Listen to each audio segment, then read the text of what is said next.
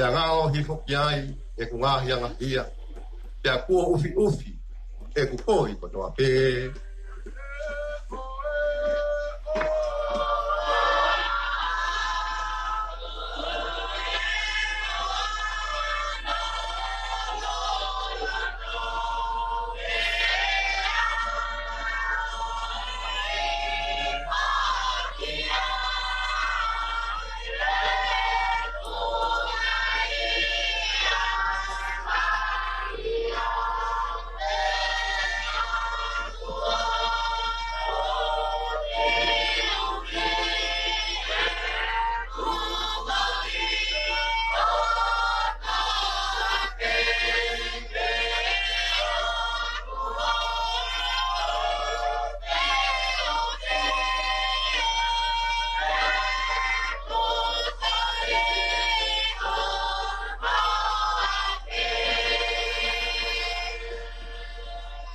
O tata o siso.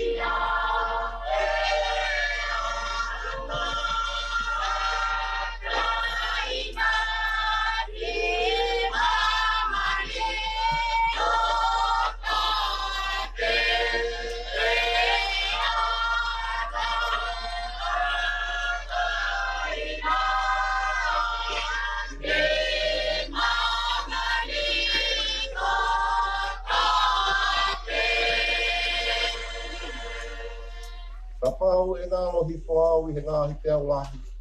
Te mōre ia te au e ku ngāhi topani. Ka e mau te e kutui e ka mai i a koe.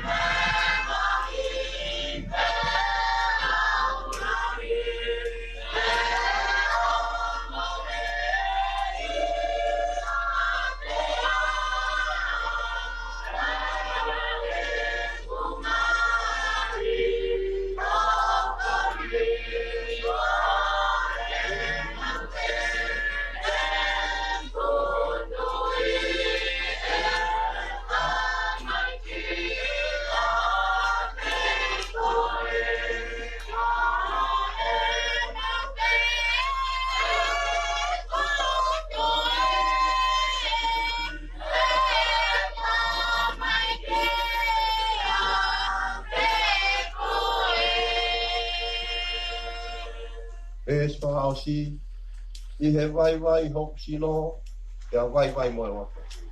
E pou e he taulani o kumau mahi e koe. Te a ngoi o ilo, ai ofa ta ngata.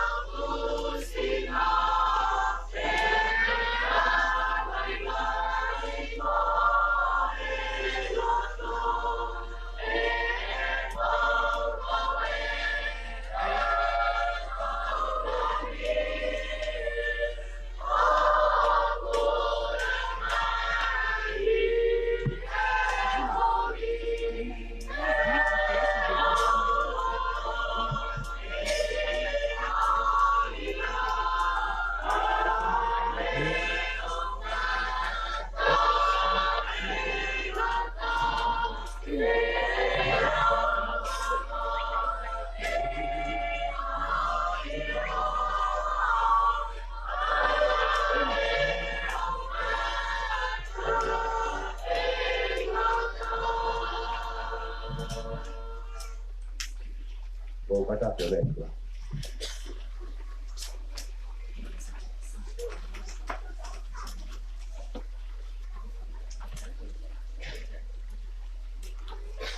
Eu lá vai ferrar e família. Que tu que mo a ofa e família. Tô aí também he Tohia ula korinto vai tolu. Ves ulu aqui que hono fulma tolu. Amole morete. Te ula watu. Que tá o me apia. Ula korinto vai tolu. Ulu aqui que he. Ves tolu. Ai au pehe hono hiki. Io eu whakaha atu ki hahala o pungani hake. Leo mo te ulawa ke lea aki a ngahi lea ai kakai. Io mo lea ai kaua nge mo. Au hika ia te au a ofa. O mea pe ko hoko ki ai. O hauka mea au mo au.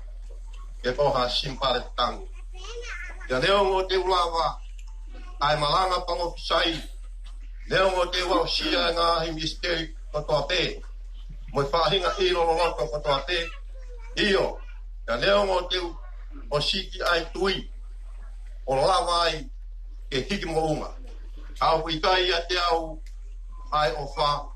Koe mea noa pe au. Ia leo mo te tufa e kukoloa kotoa. Ia leo mo te uri aki hoku sino. Ke lawa e kukopole pole. Au ikai ia te au ai o wha. Oku i kai ano aonga kia te au. Mo ofa, oku neanga moko moko. Panongo lelei famili. Mo anga lelei. O ofa oku i kai kene meheka. Oku i kai kene whaipe ke ongo ngoa. Oku i kai kene whakafufu o lahi. Oku i kai kene whai kai tau. Oku i kai kene kumi ene lelei a ana. Oku i kai kene whakaika. Oku i kai kene lau ai kovi. Oku i kai kene fia i he kai katonu. Ka kune kaunga fia moe mooni. Oku ne ukuma i he mea kotoa pe. Oku ne tui i he mea kotoa pe. Oku ne amanaki i he mea kotoa pe. Oku ne kātaki i he mea kotoa pe. O ofa oku i kai kaanga ia i ha taimi. Pawheta i lahi e. Ka leo mo koe maranga palo sai.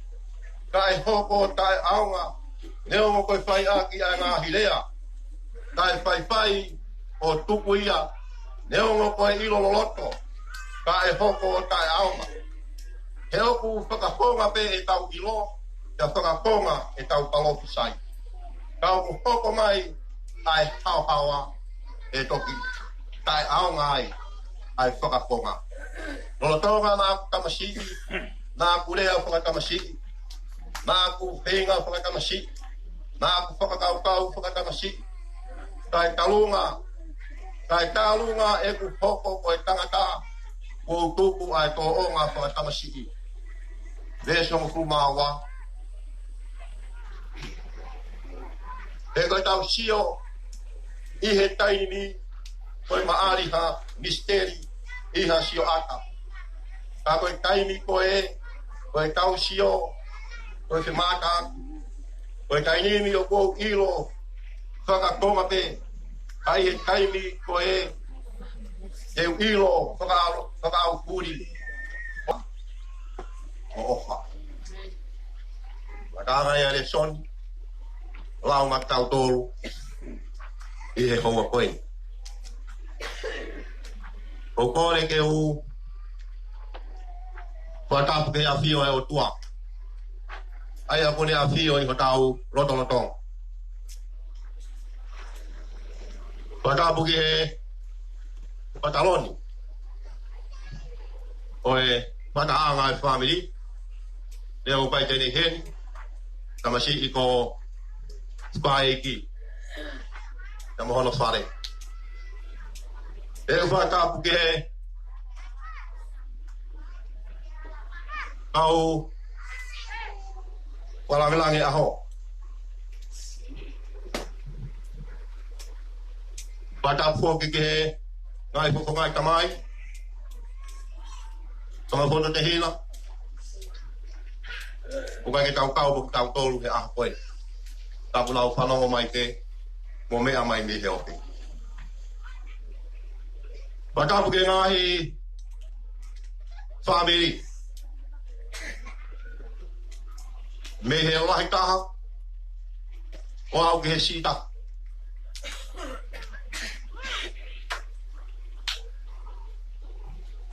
Wata po kia sola te mahulang.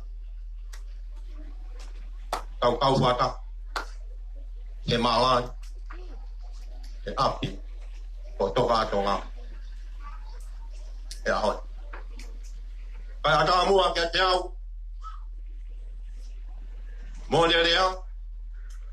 Tua sino. Au eike te au.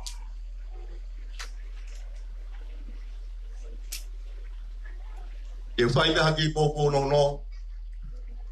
Ka me he wholofola. O whanofu aki. Ai family. Ia koe wholofola koe ni family. O koe e amana. Koe tau wholofola ia. Koe tau kaweinga ia. O e whono. Ia koe ngā whiohi o tau whai. E toe ngai tau koe ni. O au. E tau ka hokoma. Kaweinga. E tūki mua ofa. I he family.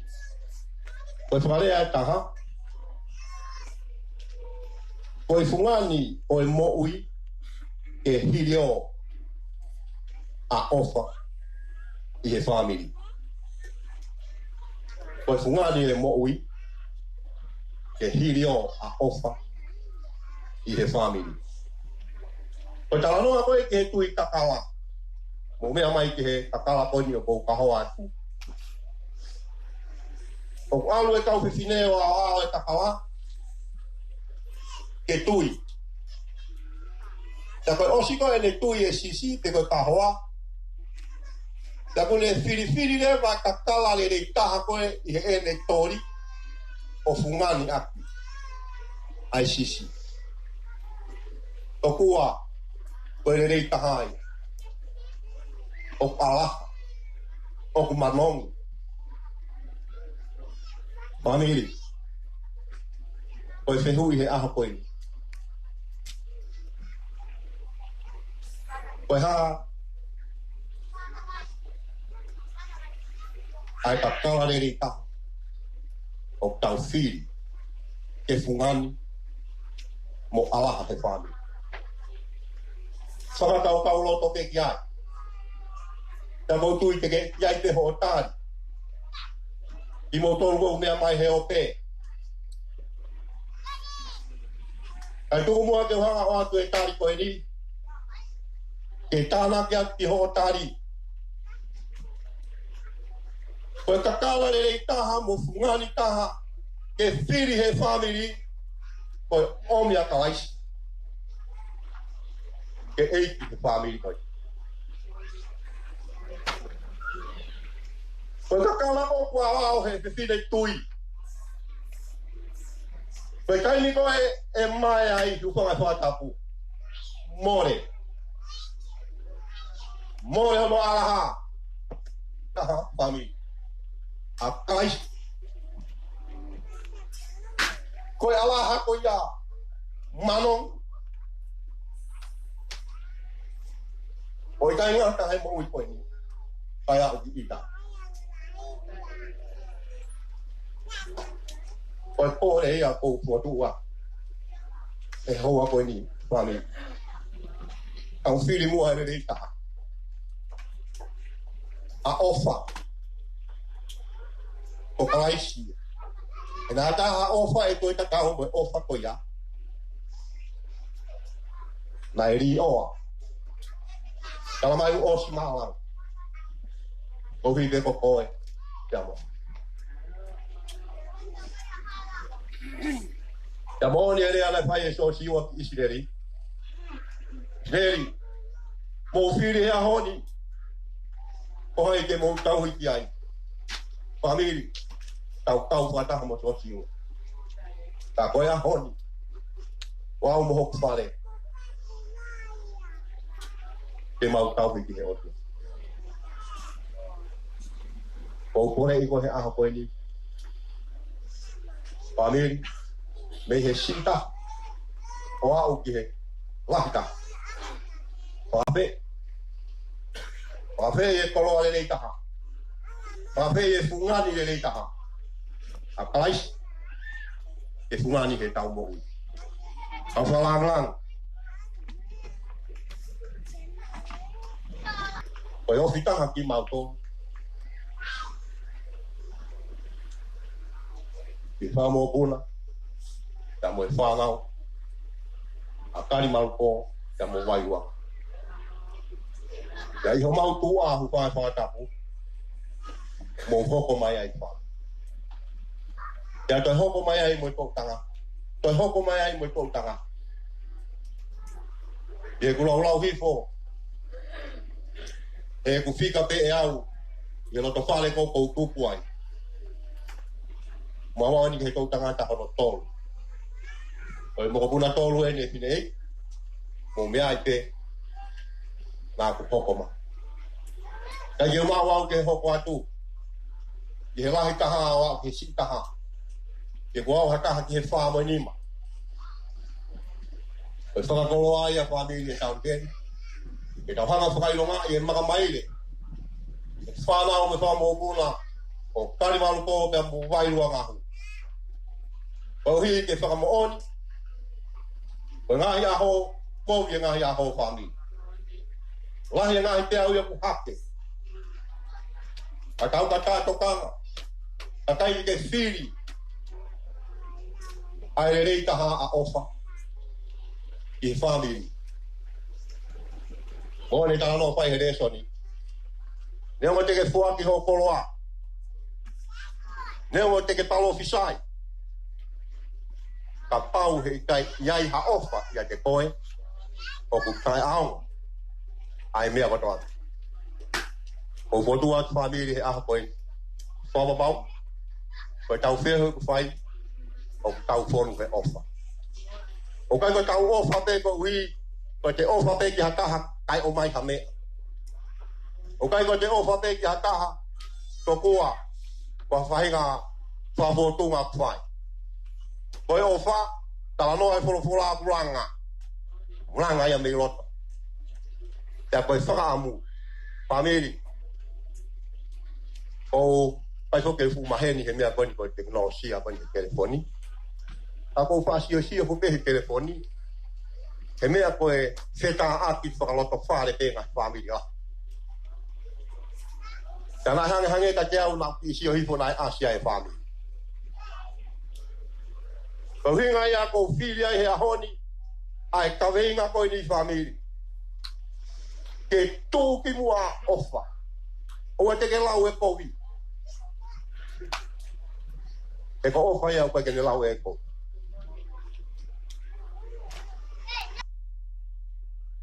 Whalala pe koe. Whiri pe koe, ai fungani. Akalaisi. Ke eiku, ko pūre ho mo. Watawang he otua mafi, kene whakakatoa. Ai wholofola, ya mo e kaweinga. O whanofanofu aki, ki tau tolu e whanonga tau whai. Amen.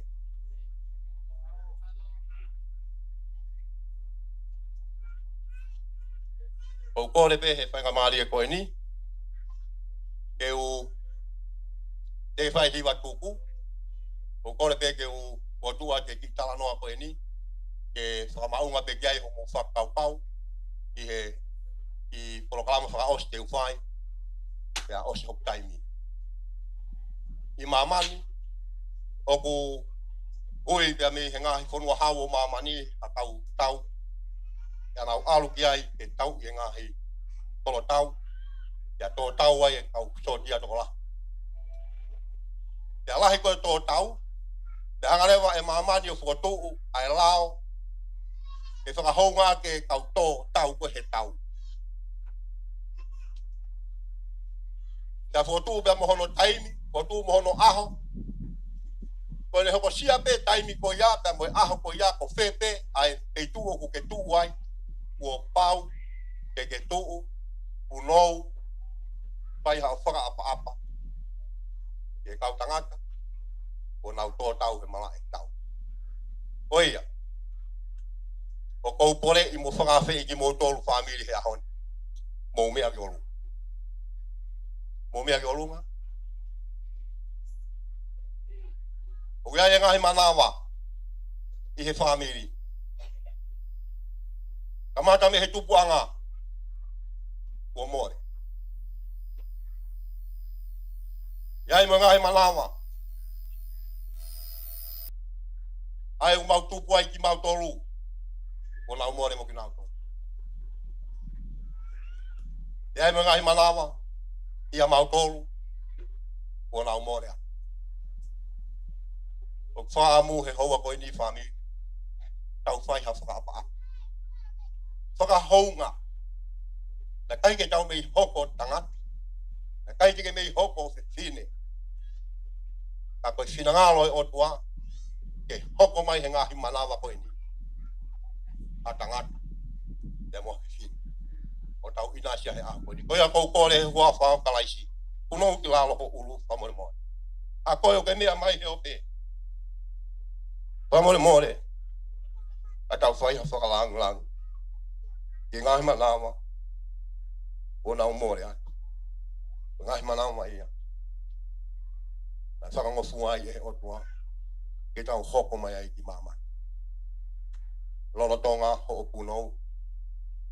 Whakakau kaulot. Whai hao manat meri. Ke ngahi manawa koe. Apata mai. Whamore more atu nak mau whai ha mea. Ke tai hoa pa mui sinangalo o a whio. Nak mau whakalang langi e kai.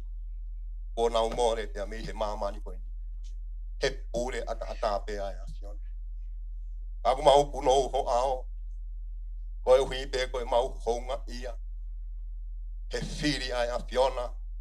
Ke ai hangahi manawa. Ke mau hoko ai o tangata pe a mo whine I a koe. Koe makatungai a e mau whie whiamo e mau whawhitai. Mau whawhitai atu he mau kai lelei. He mau whae lelei. Mau tamai lelei. Ka koe kui. Ia tek mau to. O tua. Ka pua ki mai e family. Ia mo e whakalangi o mau whai a koe. Ia palais ko mau. Whakamo ui. Amen. Malo. Mo mea I sua plalo. O kore ke tau whaos. A ke tau hiwa he himi koni. Kohono. Ni mangeau. Tolu ngofuruma ni ma himi. Ni ma tolu ni ma. Mamole mole mo umia kei lalo. Koe ofa hulu. Sio ofa e. Mama o ihe ata mai kotoa. Kai whenga hokuloto ke tatai. Laula. Ma o lunga. Moe loloa he o whanaa.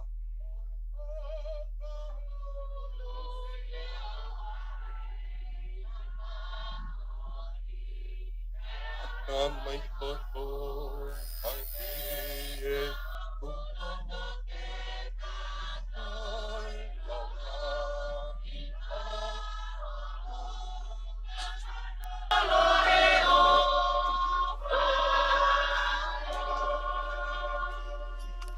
Koe ofa hulu si ofa eiki ko hai hataha kene wha au. Tau fie tala hauna konga si. Ofa ne kumi hihi a ko au.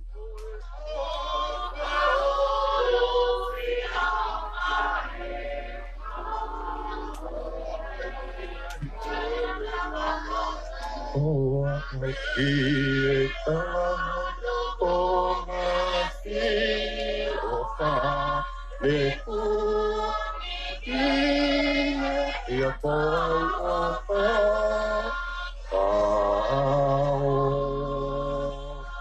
Peswa o si, Tea ka iloange ke usioa a sisu tonu o te mata. Ke utoki ilo kano ai loloa. Isa. Ke utoki ilo kano ai loloa loloto mao kupu. Iwilahi ke ofa hulu.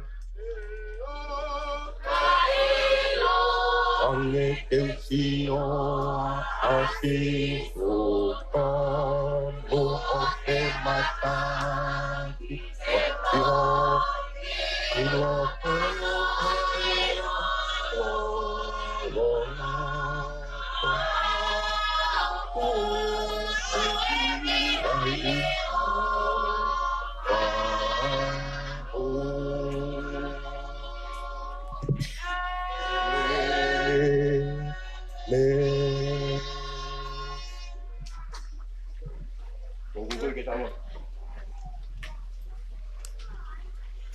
mafi. Koe o tua e a Fiona. Nā ke wholofola ki he mea kotoa pē, University mau iai ke hoko. Talamai pia nā he hoko. Pia koe tumutumu ho whakatōpu e mamani ku mau iai. Koe whinangalo le rei ho a Fio ke ngahi hatangati. Koe hui koe mamani kua ke whakatōpu. Pia leongo e lahi e ngahi I misi na ke os ai ki mamani. Kana e whinangalo le rei pē ai a Fiona. Ke ngahi pē tangata o whakatatau. Ke I misi e a Fiona. Pia koe o tua e a Fiona talamai. O kupunou ki ho a Fio. Ai kausela fimi mo ho ste o lang. Koe nau mamalu. Ki he tāpuha. Pia ki he tāpuha. Oi a Fiona. Kawai mo ki mautolo e whahinga e tangata. E punou. Te area ho maungutu. Kai whakamoni ho mauloto. Ko koe ho mau otua. Maurea whataha pia mo e sāme. Neongo e mau. Ewe e wahe kerea o e mate. Kai kai ke mau mana wahe. He koko ia ku mau whio. Mau whawhitai ki ho a whio o tua. Ko he koe mau ilo. O ku mau pau he kakai. O ku mau whiri he a whiona ke mau o tua ki ai. Tō la he kakai mamani. Ko nau whau hangahi I misi. Tō kua pia nau punou ki ai. Ko nau o tua. Kai whawhita. Ia toi whawhitai ho mau lau mani e. Koe mau pau he kakai. Mau whiri a whiona. Ke mau o tua ki ai. O tua mau whamalo at. E ngai tāpua ke he mo ui ke whakainasi aki. Ai ki family tai I loa koe. Family nai tupu hake pē ki foi one one. Ia nai tupu hake pē family koe ni. Nai kai ke aha amanak. Ai whahinga e tangat. E au. Hatu unga e family koe ni. Ia fukakai toko lahi pehe. Koe anga e whakaukau e tangata. Kai whawhita. Mau whalala pe kuhi koe tālai ai a Fiona.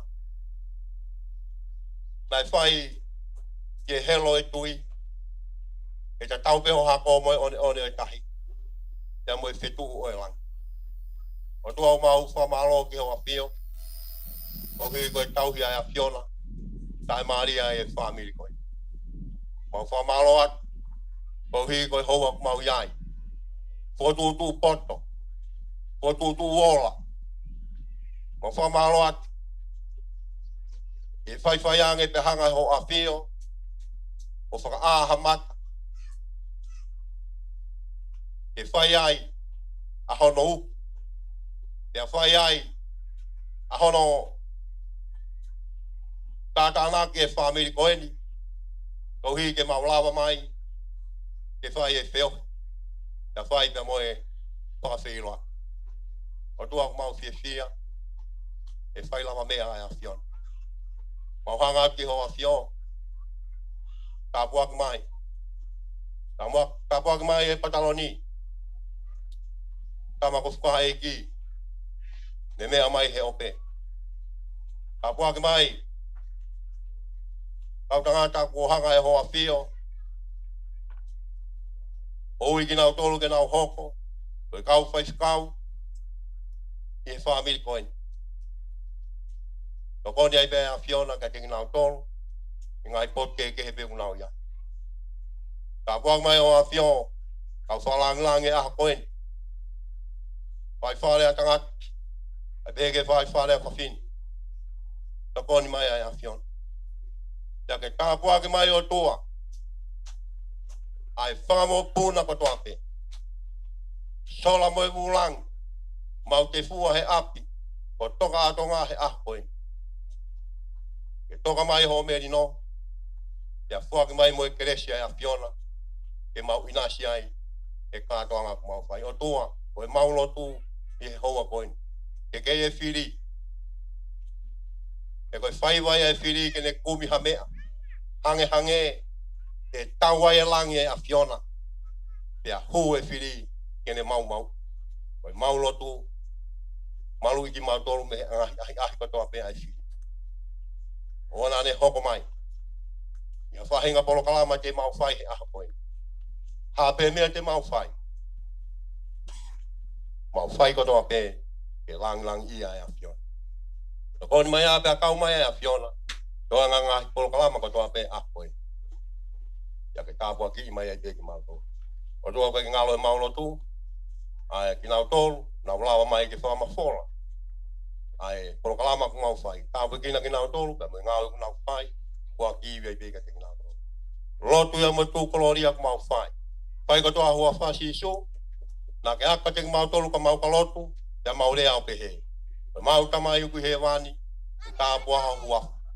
Hoko mai ho pūre. Ke whai ho whinangalo.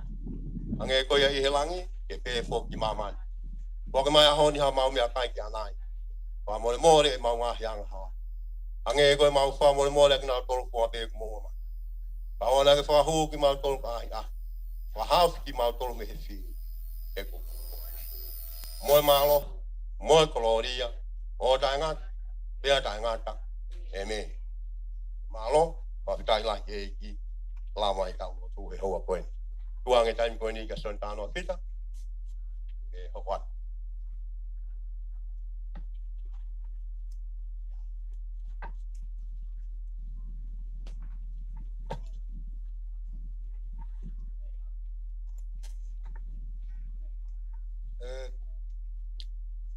Kore ke whamalo ke tamai e wani. Maa whai ngamaria mo.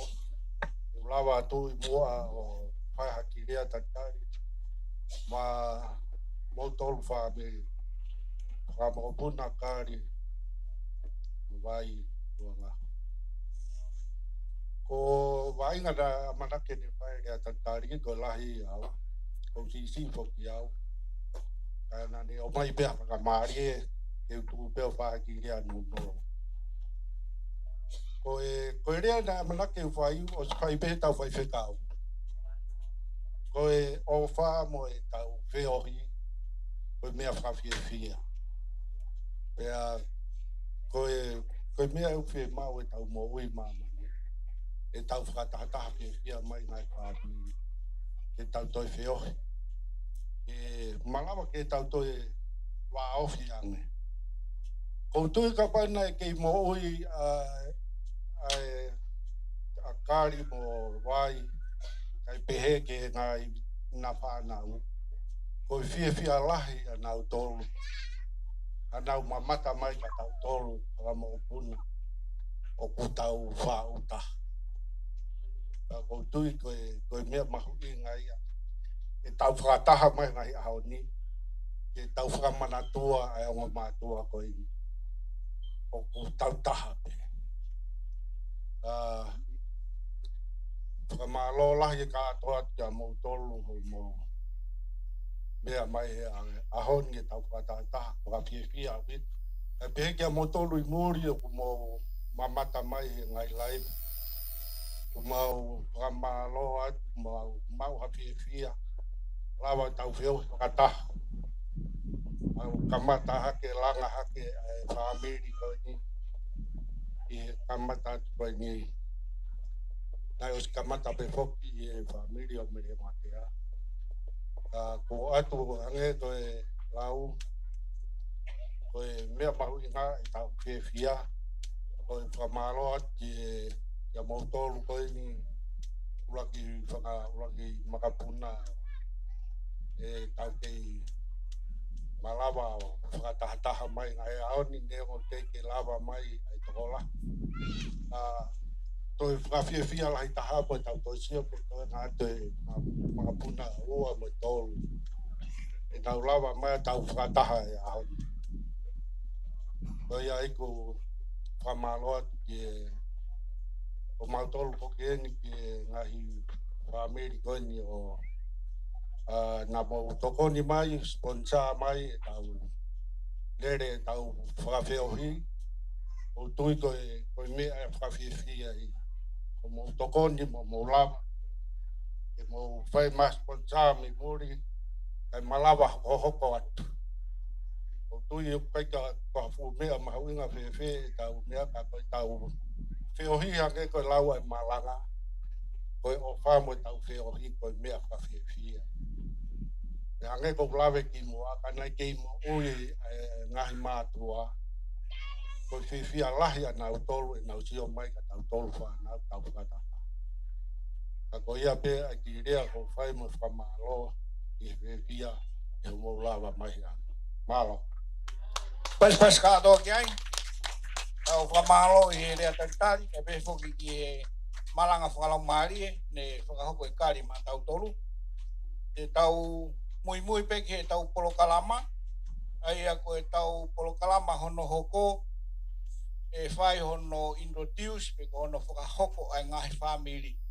nai os fa hoko ia I fa taha uruaki pe neo nai os fa hoko fa taha uruaki tau pe ko ne toki kamata ofisio loe ni e tau fa taha ne fa va pe hono fa hoko ko ia e mai na ko osi e ai kai ke fu kaunga mai ki ai amuri ko hina kai ke fai hano live mo mea ko toki kamata ni ai live pe ato ki le re yang e fu tu to e to atu mo ka sponsor e re e mea ko to pe tau kamata le re e pe mo kamata fo o officiolo I ahon ko ia te tau fai le vai fa hoko fa family ia pe ni hina ko toki lava mai I ahoni ko fia tau sio ke ngai fofonga mo tau ilo ngai hingoa fo o ko ia te tau kamata pe me he family ko ia o pili ke nau kamata pe no foka hoko mai ki nau tolu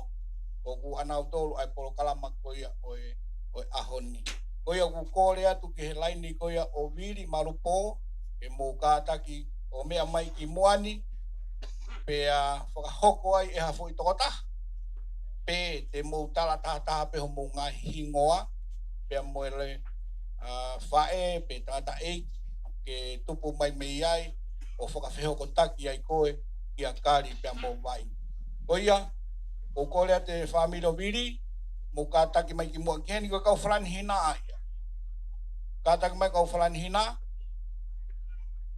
ngawe mai al pe taimi ngawe mai ka flan hina ko kau flanina gona ko I he kuki e ui atu pe he tama ko he ni homo hingoa pa ke hiki ni mamai e fai hano iro I ko pe ke tafoki o hanga mai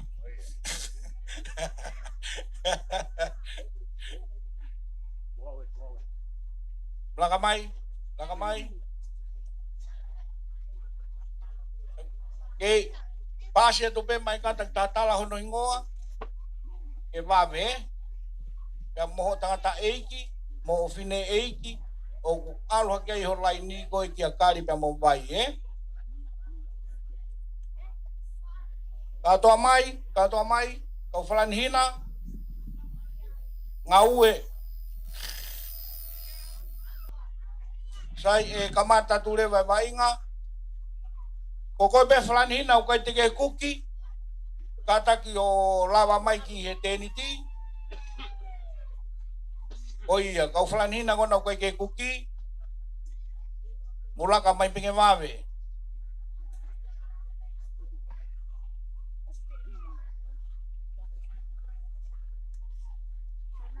family fia venga mari o ni ke wa filo ke ko ingoa ko wa inga malpo ko tu po me ya pi ya mo ki ko di diet be a oi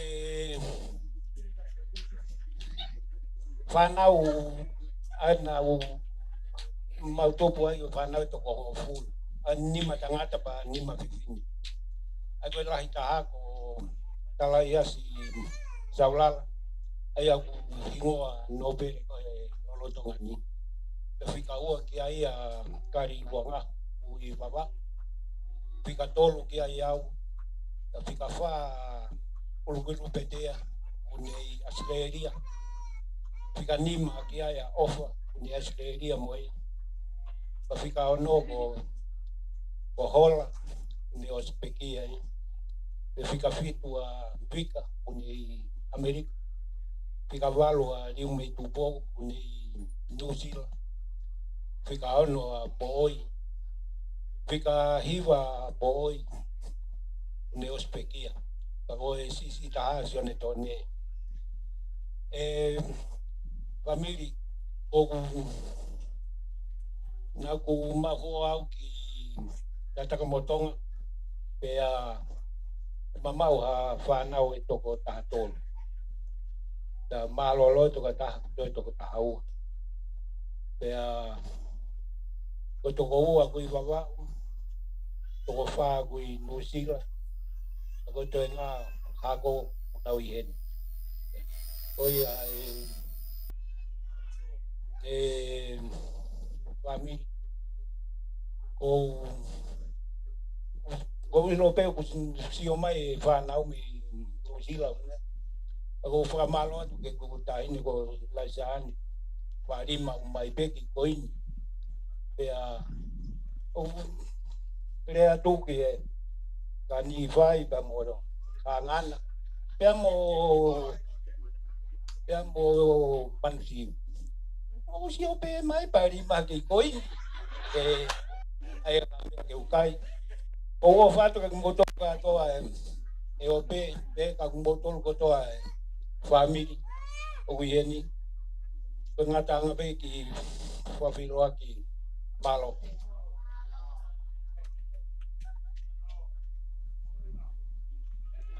ko to ko ne fa na wa vai nga ki vavau na mau kau fakata mau tolu he fakata family ko na vavau ai ko o saulala malupo ia pe mo pension na fia o pito tala mai hona ofa ke family tongan malo.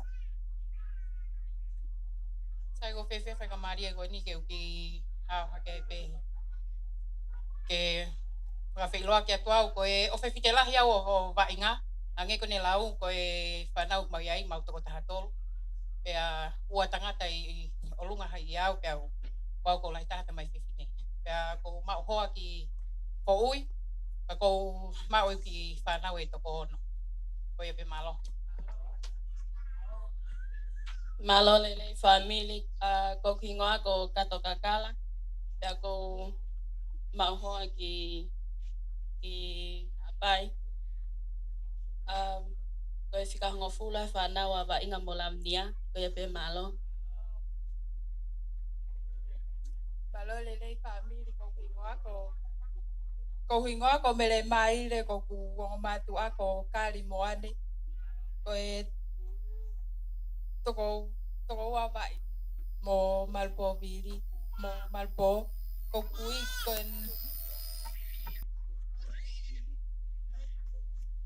pa ko fika ono he fanau ko matu au nai ela pe baba o pa ko ma ho ma ki tongan ke kau mo ala pa ko ku si tu mai he kuki o fai kuki ke mo si me mai kai ngau kai ko me ape si ilonga mata ko tu he afi he ke mo si ko ya pe ko ma au fala het ka mo to fala fa mata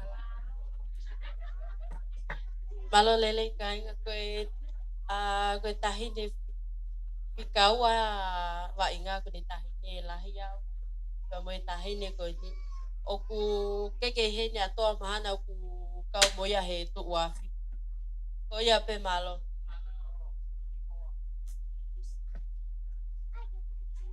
vale family ko kingoa ko luis tahi ne kita tahu wa ba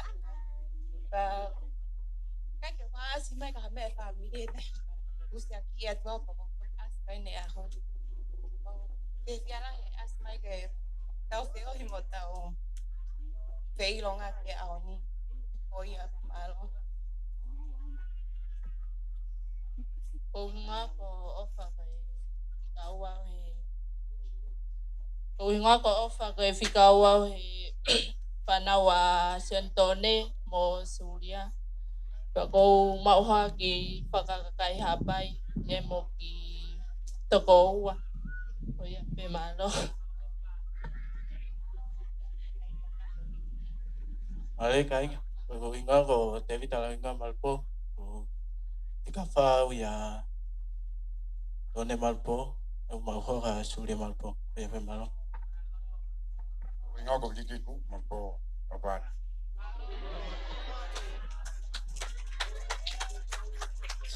Vale, kainga. Porque tu peo kahwa atu tu tahan tu fakalah yang ki family. Kako mau apa mo ko afanga ko sontone malpo. Ko si tahaya pana bako maki fana we to kono. Kako sia ki to kota. Kako si mari to ko wa. Ko maki moko kuna to ko fa. Ko klere mai me baba o. Me lolo pango me tane. Kalau takai pala me gitu tak untuk mal kau pala ya ketik foto foto apa mal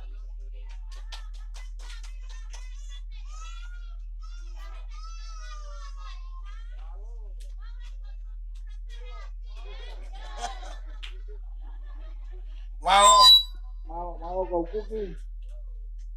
Saya tahu hoko masih lain na sureti. Lain na sureti. Tahu hoko tu kiai.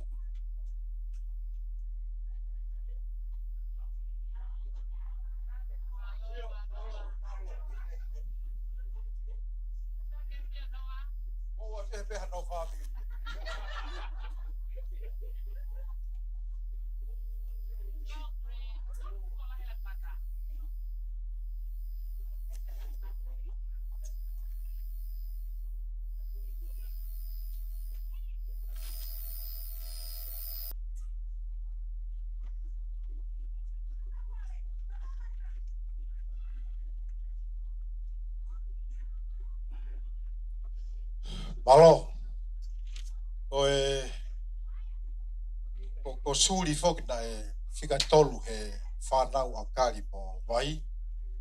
Pea na maria suri i niwa fo ou i he monua ko manas tangaloa kana amau nofu a mot. Aia ko uhinga ia na mauhikia no whamotu toki talamai ki mune takata iki na mau nofu i whamotu he tahiwa tolu hiwa.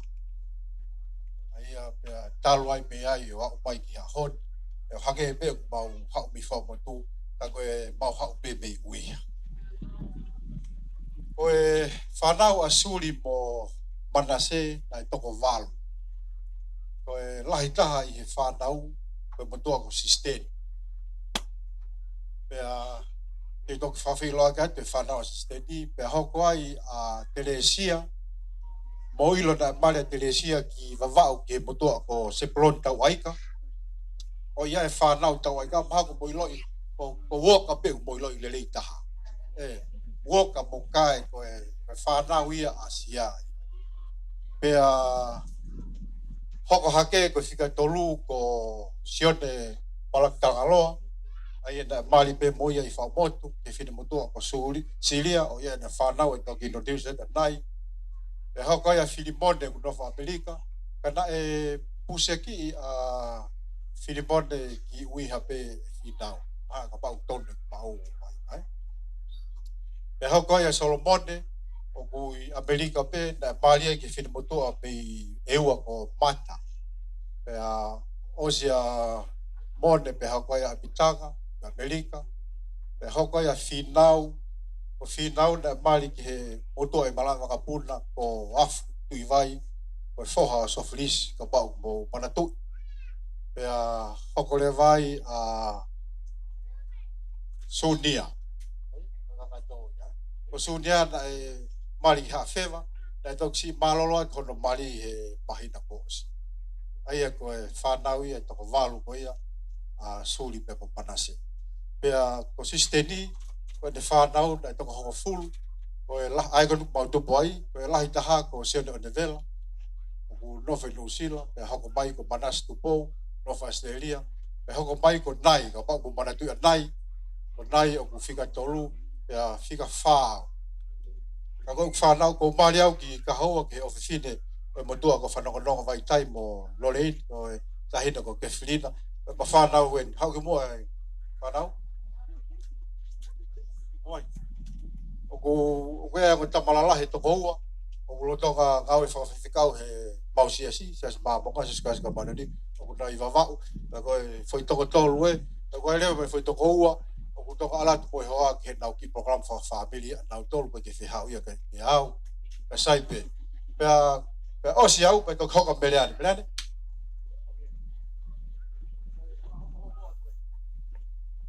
Ia ko meleane au pe ko sika pau he whanau nau mauho au ki Kolomotua pea e ma whanau e ko fitu ai ke lahi taha ke Liliani ke fika wa ke Australia pea fika tolu o ke he mea lele ko me fika wha pea koe toko ua koe ni koe e sisi taha e ni ai ko sione pea topeti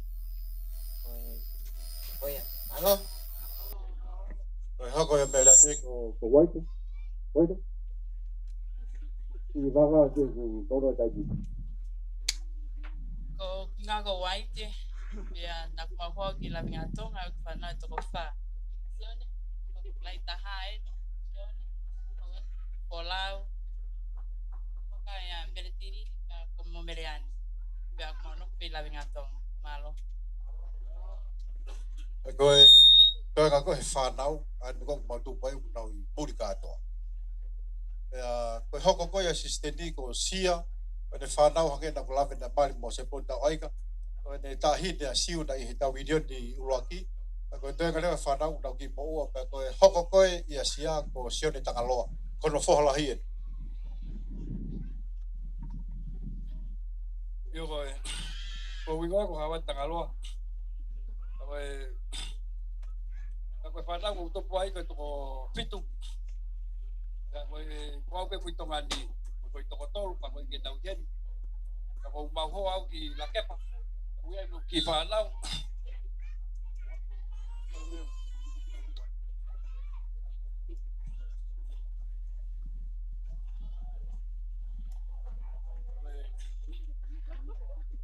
Ya ko la hitaha ko siria ka hoko ai ko ofa.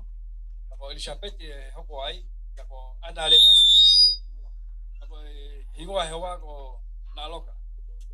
Ko anga ia mautu ka pau. O fala het ka te moto ko te fabi. koe toi ka whanau a sione koe ki heni koe hoko koe a sione koe ki heni moia koe taha hoko hake ko whinau ane mari koe ki aftu i vai koe ne tahine whika tolu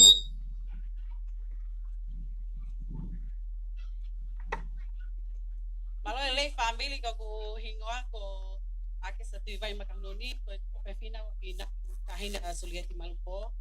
Pero si takai fala ki to talagi vai ni. Pero sisi no. Pero sisi ni au ko no hingoa na kaingo pe kimoto ko mbele sulieti ne paingo pe ka suli. Ako bawa pe mapafonga mai ma ko ai glotu. Ebe malo ko fa ka motor. Na pe koe toi ka rewa e whanau koe ki nau heni tau mau whanga atu e ofalahi atu ki he whanau mo e whanga mo puna o kari wai hoko atu e ofamai e tangata i ki pe koe toi nga whanau e pek mondol ko tau pe tau heni ha ho ofalahi atu malo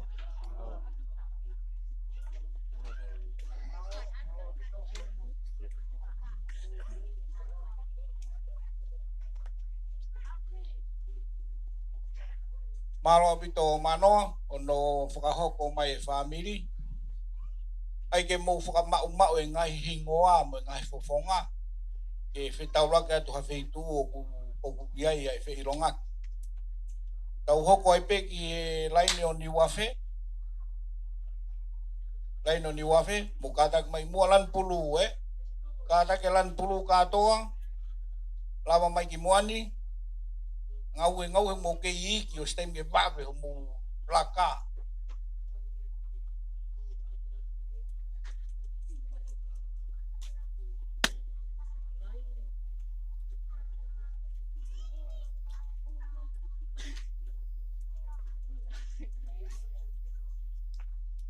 sai ma lo lele I family ko ma ha fe la he ho wa ko ni e fra ho ko aki So, leo na kete maulama mali ya frataha. Sasa na koki mawe na kanya mali ke mau ka fra ta mo to ngai family ko e tu kwanga e ki ho ma family ko e no fo pen ai fa now ai fanga mo ko puna fika ua pe ka to ai nga ai fa now ai au mau tu ai mau tu e ia ni wa ai ko star ia ko pe ko star ia ko fa ai ui ha go very more ai ana si mau hoa mo se ni wa fe ki pe mo fe fine ki ko eniketi me kolonga tata ia ki ha feva ai na fa koloa ki na ua e fa na we to ko tata kana e mate ke I ke to ko ua ka ku pe mo uile ve to ko hiva ai ko e ko ki mau tolu ka to ai ngai fa dau fanga tamai mo mau fanga meitanga o nau I muri ko toa mau nau si me mai pe e ope ai ko ki mau tol pe eni fa nau ko atalayasi ko fo halahia o diuafe pa mo eni ke ai ko mau ko anga ia ko e mau tu ai pa ko o fe fine ko no atu ko o fe fine lahia o talayasi na mau ho ke a boi moana I fele mea pa ko kuingoa ko surian ai ko mau fa nau na mau to ko valu ai ko lai taha pe au pe fika wa mo se ni wafe lotonga me amai pe mahalo he laivi kai lotonga algo atuia nga we ai pe fika tolu o me amai pe moia he laivi ko siontaria uri lotonga I Amerika ai no fo pata atuia mo pati ko te wila first class tu po ai pa fika fa ai te mo tok me amai pe te na fra ho at ai ko fika fa ko te uri fika ni ma ko enketi okay le patuia he funga fonua na fra ho ko peka ki na tol ka tala mai te na to ki lava mai pe no ve ma kwa ho mau aho ai pa ko fika o no ai lahi ai fa na mo ki fa kau I hoko ai ko fika o no ko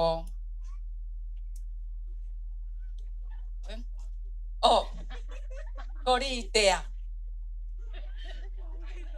ko me ngalo ri tea he tala aki foki o mau e mau tangata iki ko talai ngalo I pangai aia e ui aki ia ari tea kon ko me ngalo kai ke ko tau whaka tu kua pe ke tau ke via vami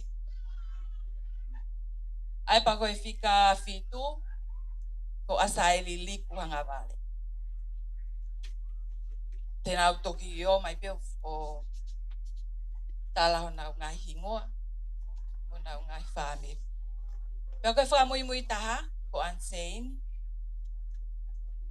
ai a loto ai funga fonua pe tena toki o mai pe ko ai novembra kai o fa pe ko mon ai a ko au pe lai taha ko bingwa ko suriana ai a ko ma hoa ke kolonga tata ai ko no hingoa ko Timoteaf o ki heni pe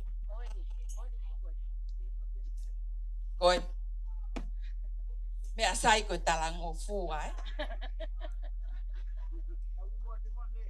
ai ko ku hoa en ko Timoteaf fa kolo aki mau ki fa na we to ko no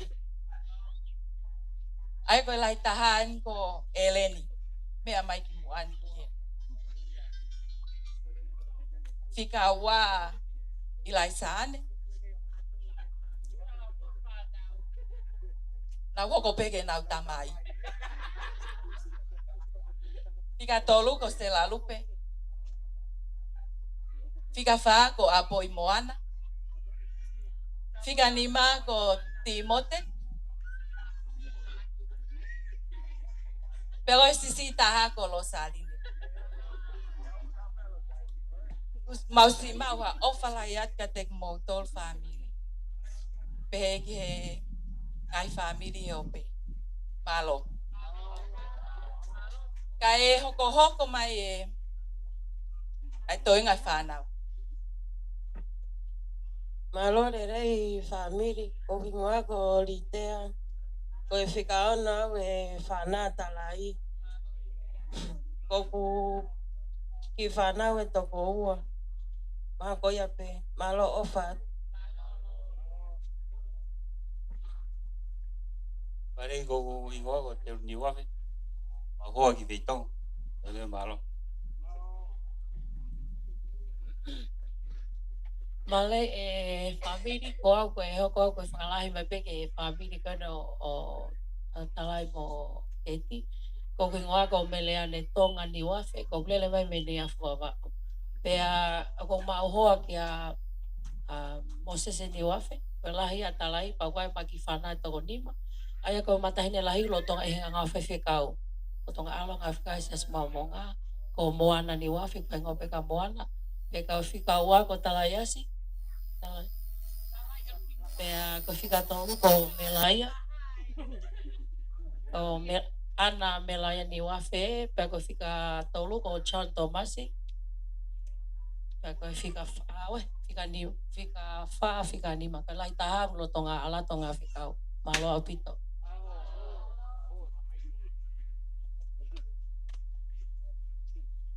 Malo lagi family.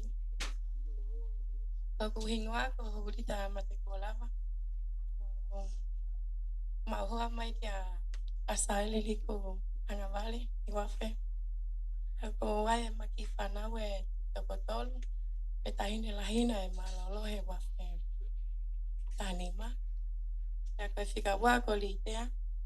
Kayani. Aku tamasi taha ko no foi api moe. Liko. Opuke ya. Pape papa nga. Opat kamu tahu.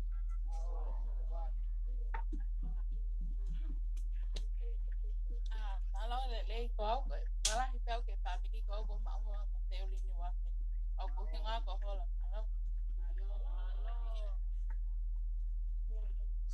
Ko kakato pe ia e family.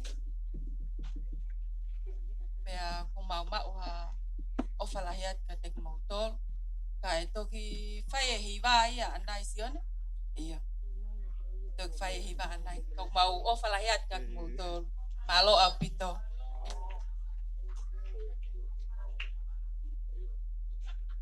tau hoko pe ke whanau a fua ke he laino fua whanau mo whanga moko puna fua kata ki o mo ki laka mai pe ke mame o si pe koe a fua te mai ai pe ki ai a polau. O si pe koe a polau te mai ai pe ki ai a finau. O si pe koe a finau pe te mai lewa ki ai a meriunga tea.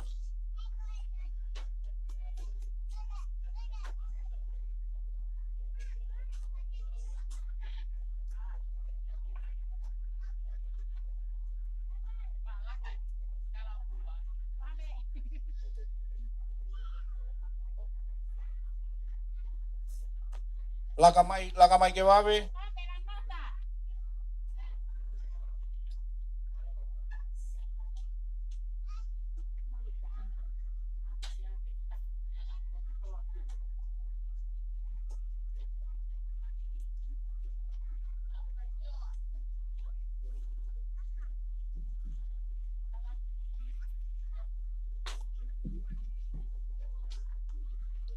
O ko iai pe ai whanga moko puna o fua i babau na nau kau mai ki he whataha family ai ai au ku he ne whine iki o ofa o ne tahini ko lili ne kau mai moi ko e tānoa ko na a manoa ko ki a ia sia ki tua nuku e hoko atu e whakataha whamiri koe a tua nuku pe e tataki e tamasi ko ni koe sia ko Samuel pe o kuia ia whalaranga ku hoko fukia koe pi sope e siasi pe o na waofi o pito pepe a mokari pe na o si whakapapau mai pe a samu tene hoko atu e ia e nau whakataha pa mo mere tonga ai ku tano whakawhiewhia ia ki he mea koe hoko ki kai ngoi wawau ai ko tamasi ia he laini ko suri na e uhinga koe kia manoa koe ane nai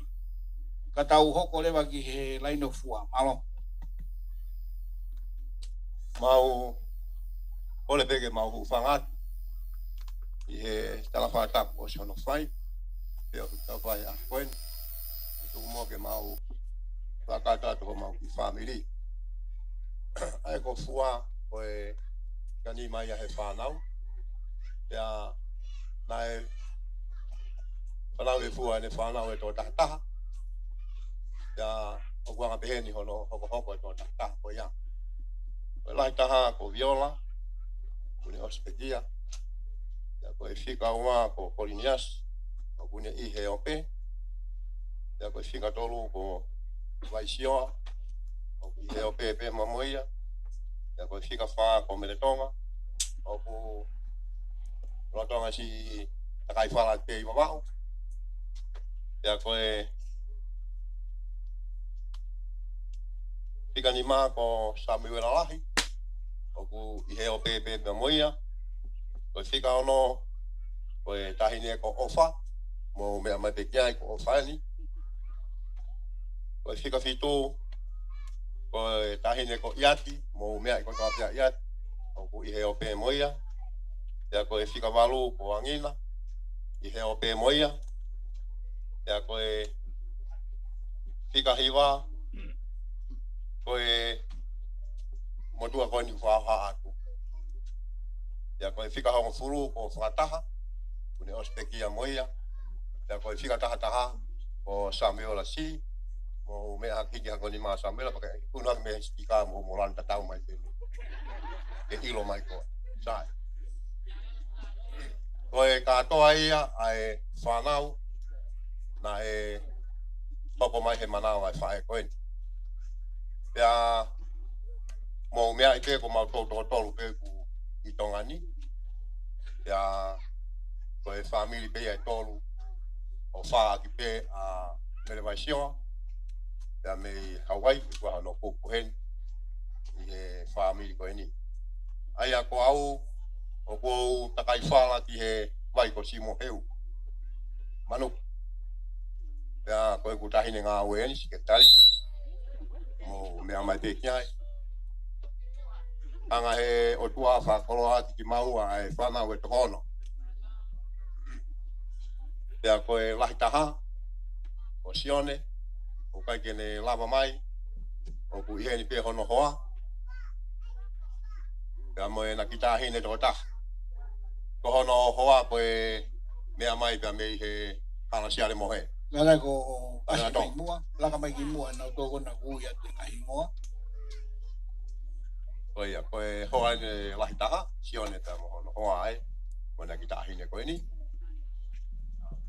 Koe fika ua o ku Inu Sila, o ku nofo pe o whamai, koe mo ni ki whanau e toko ua.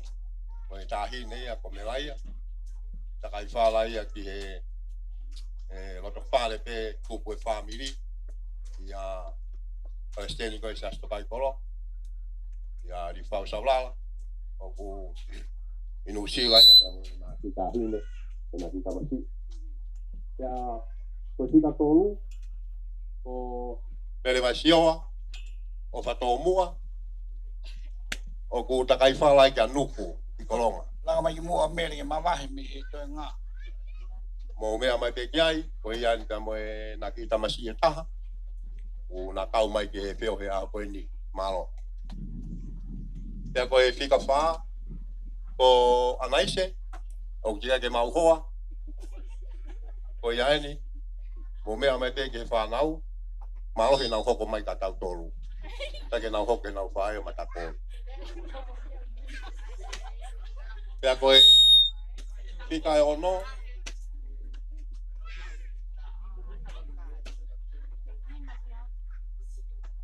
Pea koe pika nima ko si aosi. Maha kutoka ngātu hawhi tu au toi toi ai mai. Pea koe pika ono eni. Tamasi eni ku asi koe he pesi a aku si pitak taripeno. Ono hingoa eni. Koe pika ono i. Koe kātoa ia e whanau. Ku whangofua he o tua hoku manawa. Koe toko ono. Koe te uange whainga maari e koe ni kia ofa. Kene toki whakahoka te eia e ne. Ono whanau ka mwene whakamokopuna. Malo. Malo lele family. Aku tinggal ke whakahoka tuau. O te mau pika tai. O tomo atu ka whakitaji o tua. Ia kone ofa mane tau ko whai mai tau mo ui. Ola vai ke tau toi au sia ai hoa. Whakataha mau inga koe. Katangi ofo ai peke ofe mai ka ki o. Iyo. Malo. Pea. Ko ofa au ka whikawhito a kua. Ma hoa ki pangai motu. Ia maki whanau e toko hongo pulu.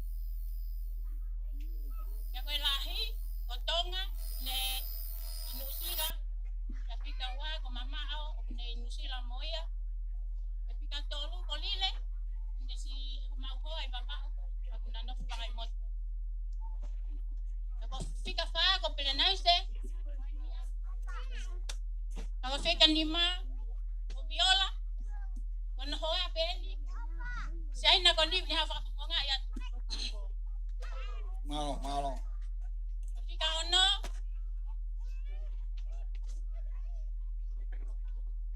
Ko pulusi, ko nei Australia ka kono hoa peli, ni tok pa konga ia na to.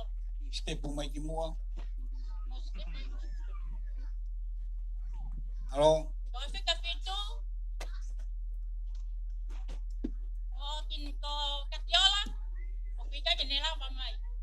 Ako fika malu, ko pinaleti. Ako nei nusila moya. Ako fika hiba, ko selaima. Ko enia. Ako hanga pulu, ko ifalambe, kunya semala olo. Famili ka ngatanga ko pipanau. Ako pagka tau tutuk piha ako ini. Ko ma wa ofleat pagka tau tutuk mo e. Fagi, katuan kan autor ke nau hoka nau to. Tau hoka tu ki he whafonga mai sioa. Wihen mo whafonga o mele tonga. Mene tahine wihen e tu whahoka. Malo lei family. O kuingoa ko Luciane o ko takaifala ki maupanga. Peletli ki mahoni. O pana we toko fitu.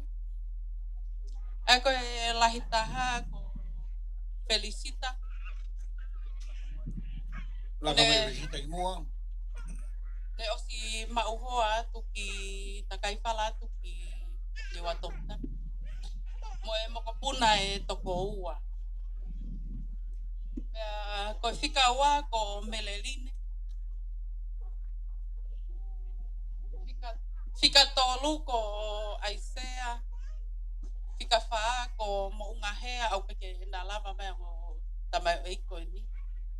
Ko e fika nima ko Ring. Fika ono ko Sabelina. Ko e fika fituen ko Max.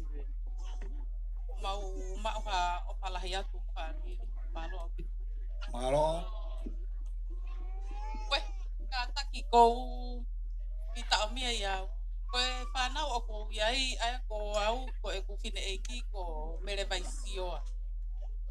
Ka ko whanau ko ia o ko kau ki ai o mau toko nima ai ko lahitaha ko Moungahea o ku mangne mea mai pehe o pe o ku nei Hawaii pea ko e whikaua ko Kirikiti o ku nei Nuusila ai ko au ko whika tolu pea ko e whikawha ko Losaline o ku nei Hawaii i moia.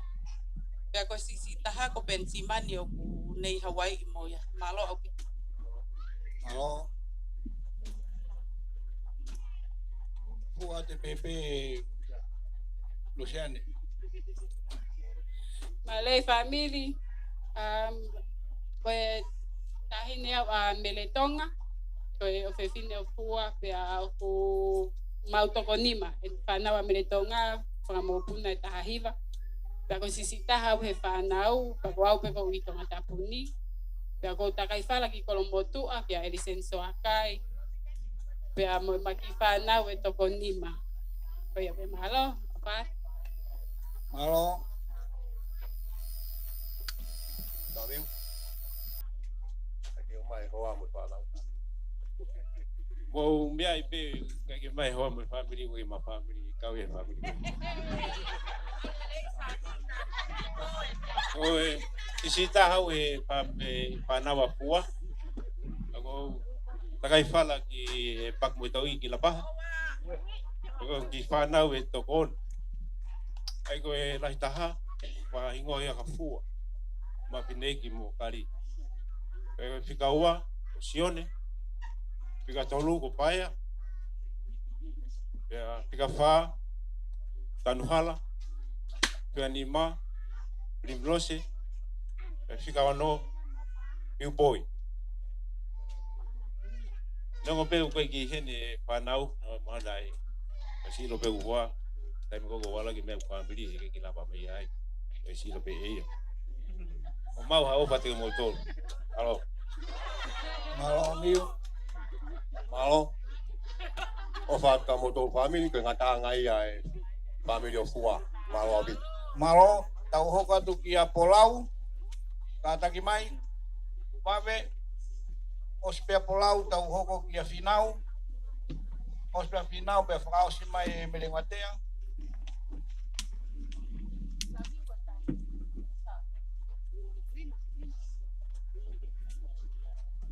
Mola kamai. O fatongai pe family. Nai kai te lava mai e laine o polau. I e tau whataha ki mua. O e urak whainga maari e ni e nau kau mai ki ai.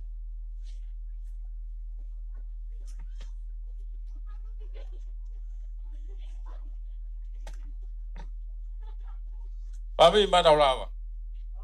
Ola fu ko tamata me afu ka pola u ilo ka to pe family. Te ke miri ka to. Miri ka to. Lo to timbo tua. Miri foi pasi tahape. Te mau ke pa ufu ke mano mai ka umuri ke. Miri mo ka ka ko ni. Fana mo ko puna ona di wa fe ka to miri. Te ta. Te ke pa ufu ya, te pa ufu ya. Te miri. Takari, ku fe mau ke fana ka takari, u chat ka kari miri. Tamiu miri. Te ta. Oh ena. Sai family ko mau fala ka ting botol.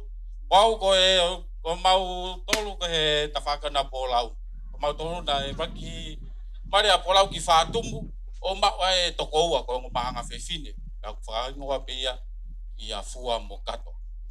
Wau ko ho ko atu. Ko ke ngo a se te tau mo e siasi o loi tikari malu poluanga. Fika awa ki ai ko tovine. Ore sila tayana vai lu tai bal poluanga. O si mai motolu ya. Mo si mai motata tayana na kifua matua hene ki aloha ke pa ko pena hiki. O so ki sinola hanga tayana yao. Oye family. Pau ko mau hoa ki e fumata pa ko fatunga koa. Ifere to. Ko mo vika ma takai fala ki kolo ko fa fata mo fonua. Fie mari taha e te mari ke. Mo mari ki fere to a family ka ta mo de ke mari ka to ki ai. Oya. Sai o ko fakolo aki au he ki mo ko hoa. O hoa en. E ke bia mai ki mua. Ai mua. Ha o ki mua. O so mai me ki heni. O hoa ko tirisa tau fa malupo luanga. E fakolo aki mau e ki fana o fa fa toko ono. Ko e lahi taha ko Sandra Diane Halaivalu Miriam Alaria Malupo. Mumia mai mode. O tahine lahi en. O ku foha lahi. Ko ofa Justin Area Malupo. Uro nga fafunga te mau wahe akapuru riki. Tamai si wakapuru te ya mo baanga te ne ato mo baanga. Uro to nga vainga ia. Ko e hokot ki ai, ko mona sen tongi a upusa ki e makitahine ko ni ki he lahi pe koa. Ko hoko mai ki ai, ko sate ki polau malu poluanga. Mo pas-pasi imai tamasi e aho. O iya. Mari tamasi ko iya. O tamasi nu fai ngoa ka polau en. O hokot ki ai ko pe sisi ta, ko peti chin malu poa. Ko magi fa nau ben. Fakola ki tono. Magi star ko pilini hangat ke family ke nau ilo mai ko. Ko ki sisi tahan ko polo. Ko fika ono ye mafa nau. Okay, tamasi ya Diana ka ke ni heni. Ko mo ko puna lahi tahaya polau ko Antonia Taufa. O falahat ka mo to ka to. Maro. Tau hoko to pe. Ngau e mai na su e te hoko o e to ohi. Lai no finau.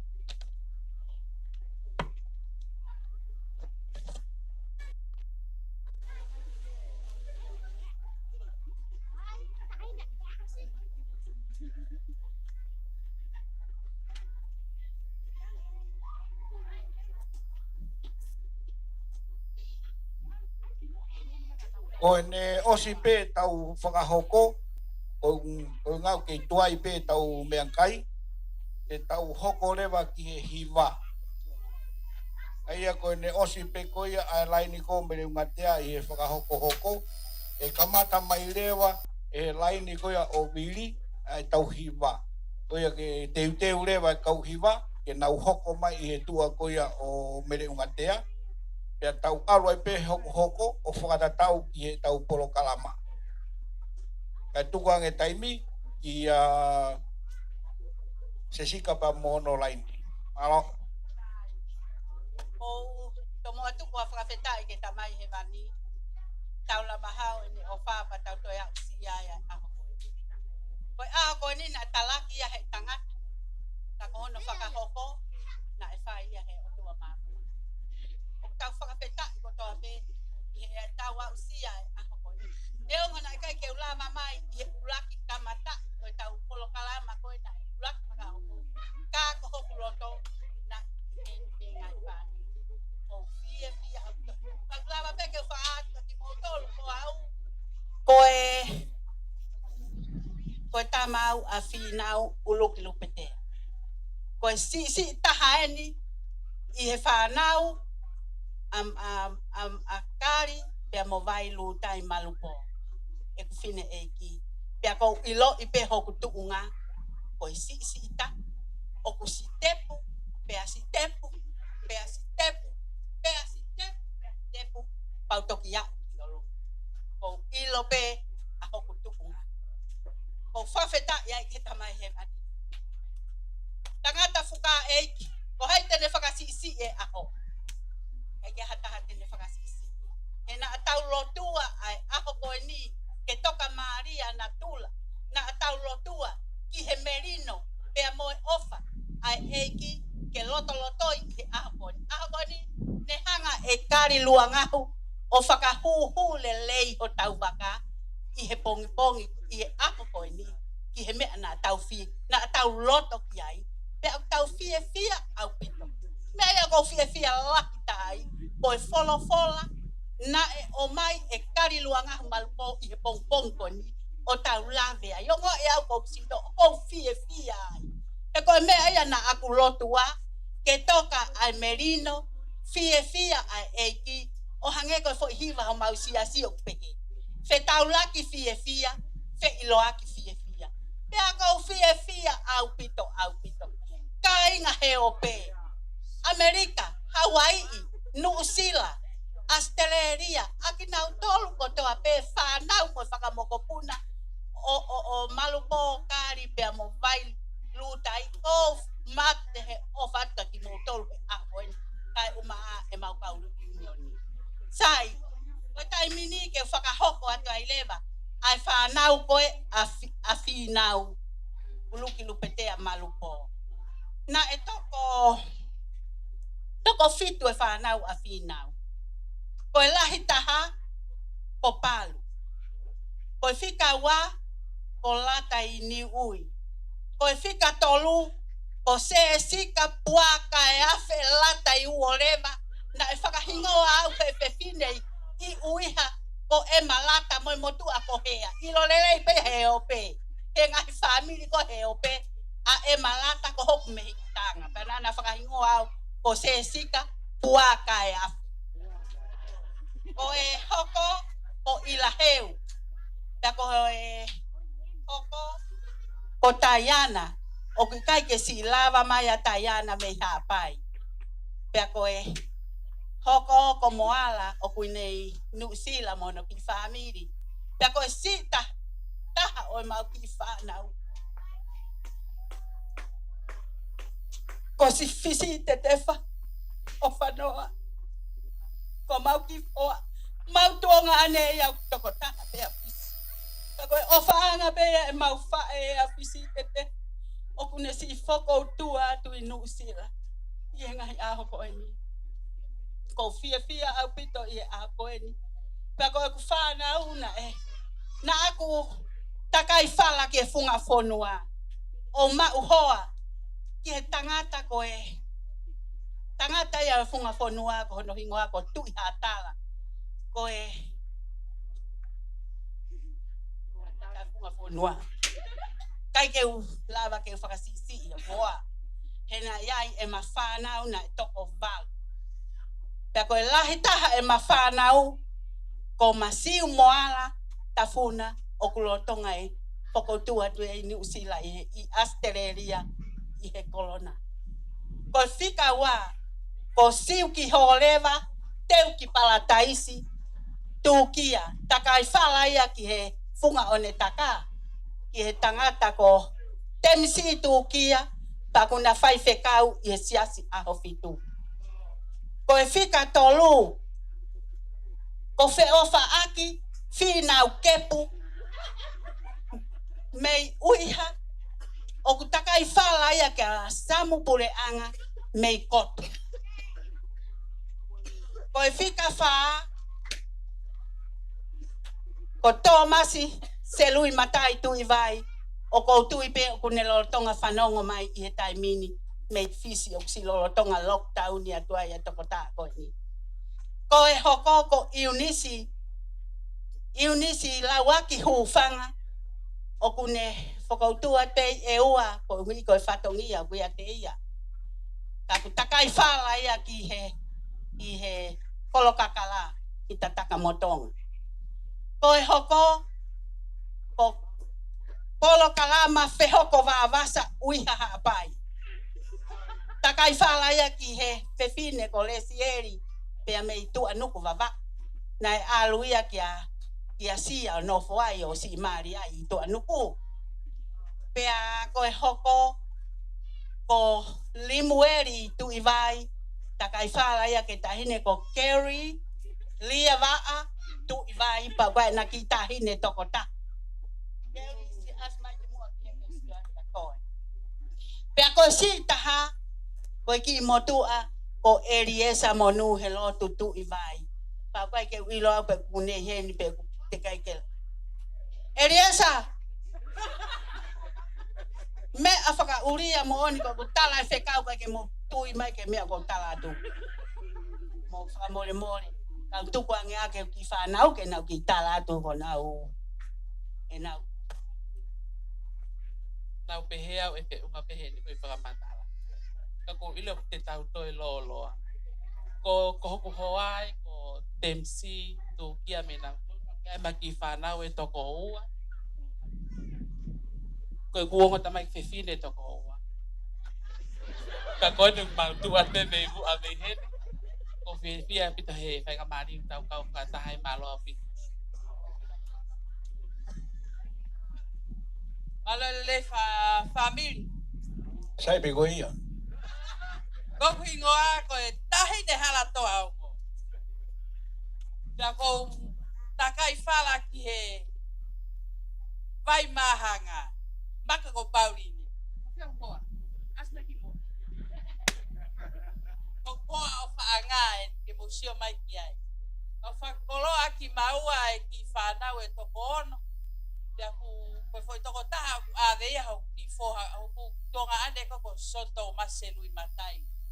Pea ko lahi taha e ki tamasi e ki tahine ko patlimina. Pea ko fika wa ko kita masih pe kilo he kau kolonga tamsi ko ya ko tau fa tofu alelea te mo kilo pe tamsi ko ya ya ko fika tolu ko fo mama poloa ko Wilson o poko e kene tamai pe ke hoko maka tewa ngalele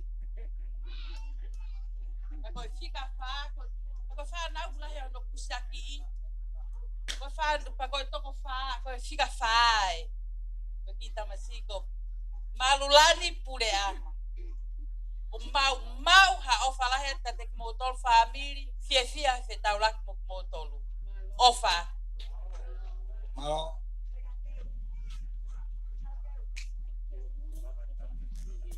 Malelele family ko tawanga fo kita kai fala ko kai tangata pe kita kai fala ka ko au o kita kai fala mai ai fo hasesika ki havakato Limuel tu vai ko ha me ka family lia va me va tolo ko ya pe malo malo ko e mau ngata ngai ai ki whakahoha ai whanau ngoi whanga moko puna o whinau malo au pito. Malo pito sesika ngau e mai lewa e laine o Merewatea. Vai mo ngau e mai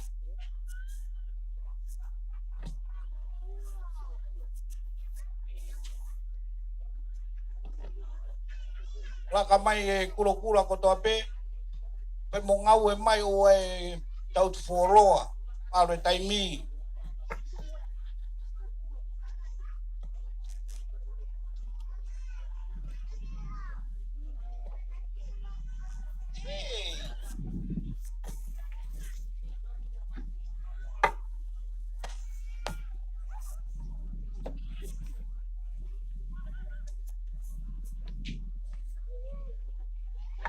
laka mai ke vave laka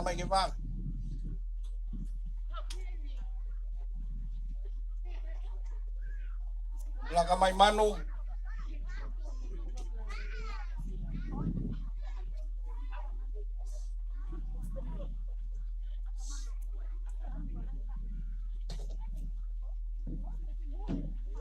sai o e whakamoko puna ko toa eni o Merewatea pe a ko Merewatea na iai e ne whanau whewhine ma o e whanau tangata ko e lahi taha ko e tahine ko whane o ku I Amerika ia pe a hoko kia ia le sila na e takai whalaia ki ha ano ki he takai ki ko poualo pe a hoko kia ia wawa na I kolonga ia na mari ia ka mo e mahanga pe a kohono mari ko kelela pe na hoko kia ia sione na e takai whalaia ki tānea pe a oku I wawa upe e na whanau ko ia ia e tō taha koe whatongia I niua pe a koe si taha ko vai oku I hātou hāpai ia na e takai whalaia ki ai ki e tō taha ko te vita sa kopi pe au I he ni ki whanau ia awai konga o e whanau kun awai I he whanau kuna le sila ko e lahi taha pe au sione ta noa fifita pe au ko mari au ki pea pe ko e hingo ai ni o whanga laka mai ko e tahine ko monu ia he folau ia na ia e maki whanau e toko ua ko e lahi taha e ni uruhipi koe o ko so sai ia ia ko e hoko e ni pau gonu hanga mai koe ni o Simeone Poualo na e ia foke uraki mari ki mua pe a ako uraki mari ia ko to tahine pe moia me pea Pea na ia e mawhanau ai e tōtolu. Pea gunau i heni pete nau tok whakahoko atu. Na e whoki mo e mali e ta i utungaki. I e kau ufrem, kana e kai te ai ha whanau. O te e whak mo e whin motua taha ua e me whanau.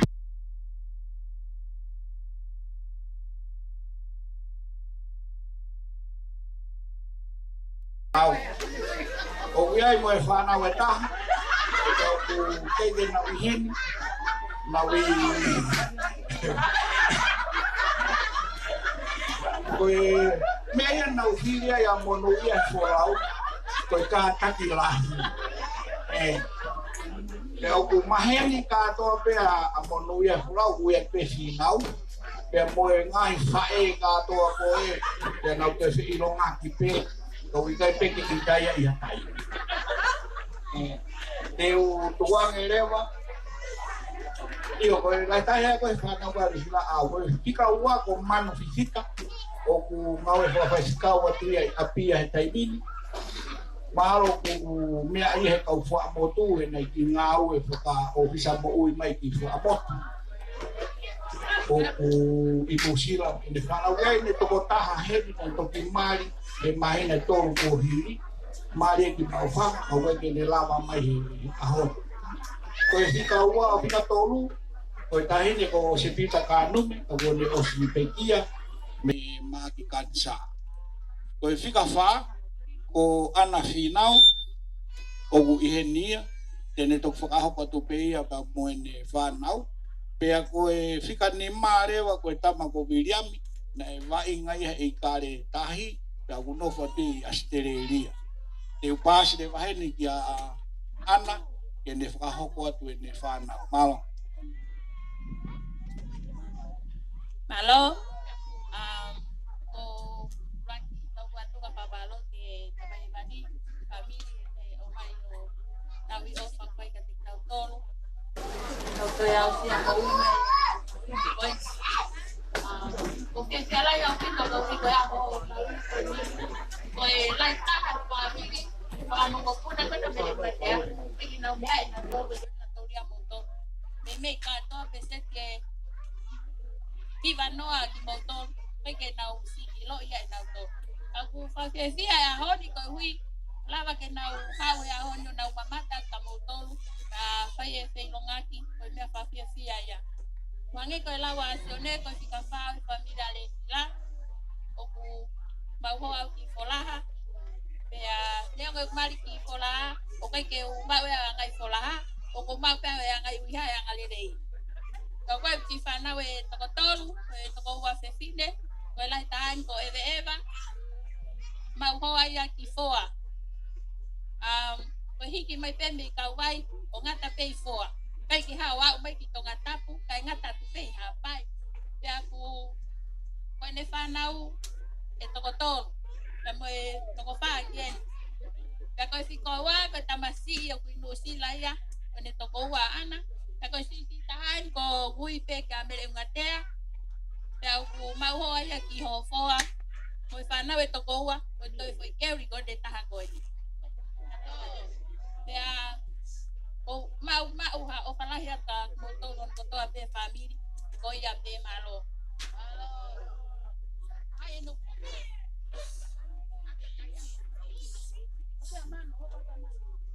e tau hoko le waheni ki toenga kone ku whanau Anseni, Iberi, unmai wawe au koe fohalahi eni Boy Rocky Mari, o Siuperi, Siliva, Sisita. Ya tenere whakahoko tupe hono family, malo. Malo, o ingoa ko Siuperi, Sisita. O mauhoa ki Halareva, mo ki whanau toru. Nga lau kena sionde ko Rocky Mari ia. Ai bawai malko. Motor ko na kau suka tahu ke ya mau mari motor ki papa mai be kia ke motor tata no na ya ngai vai le ne tu kuat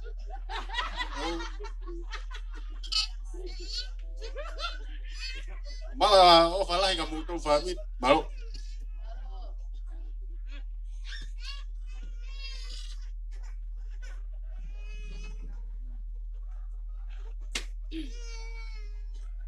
Mai tala family ko kuinga ko anseni kifita firi mailangi.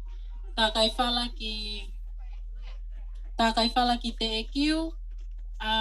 Ma oe whanau e toko tolu, ta mai tangata tata pela i taha ko te evita, ho koko sione, pea ko sisi taha ko hose ko ia be maho. Malo pito ko e lahi taha ko neng whanau ko lispes kau fōu, kau kui nusi la ia, kau kui hene ne ki re kape toko taha, ko e nia, ko ku nofo pepa mo nau kui. Malo, te tau hoko hene ki he whanau a vai, ke nau whanau a wala kata ko mole mo. Manu, kata ko uno mai mua. Malay family. Make whaanga mahene tu a whainga mea pehe.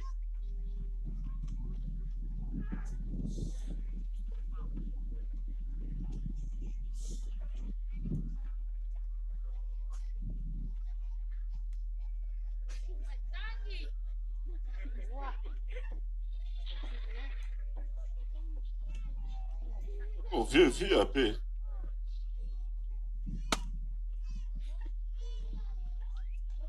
Oh.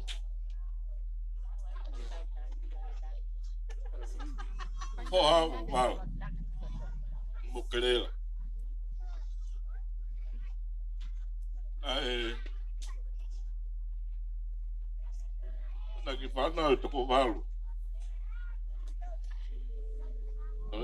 Lahi taha ko biam.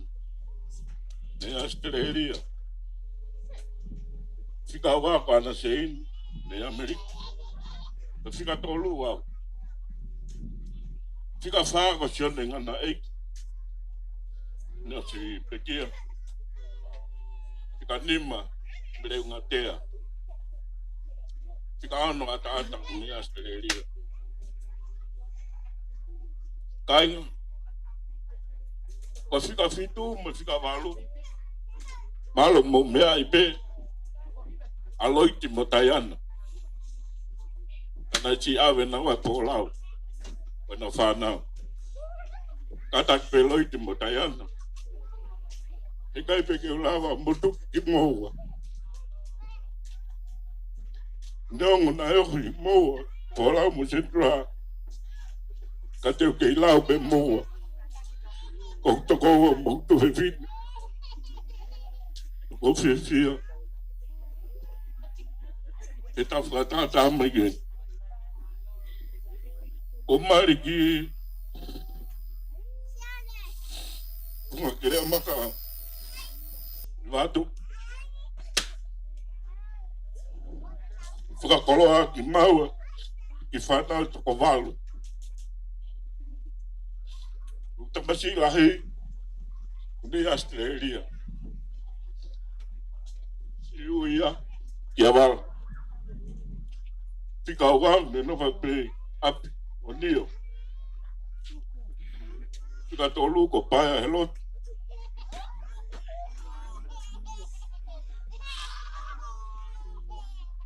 Fica fa ko ana chain tak po ala rea. Mo asmai ki mua. Oi.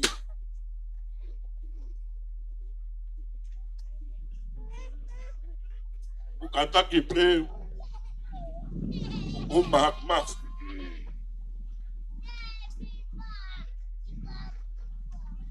Kai ke hanga hoa ase purea. Malo ko mo toksio mai pen kau. Ne talo ko hau mo toko to pe pasi. O mo whainga tae.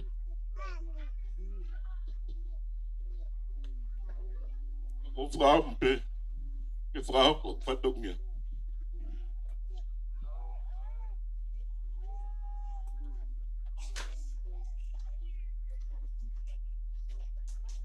O whiga nima ne si toko to pe mau pasi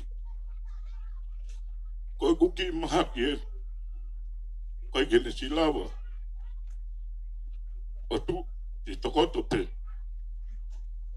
Ti whakahingoa ia ke mau tamusi lahi o liam.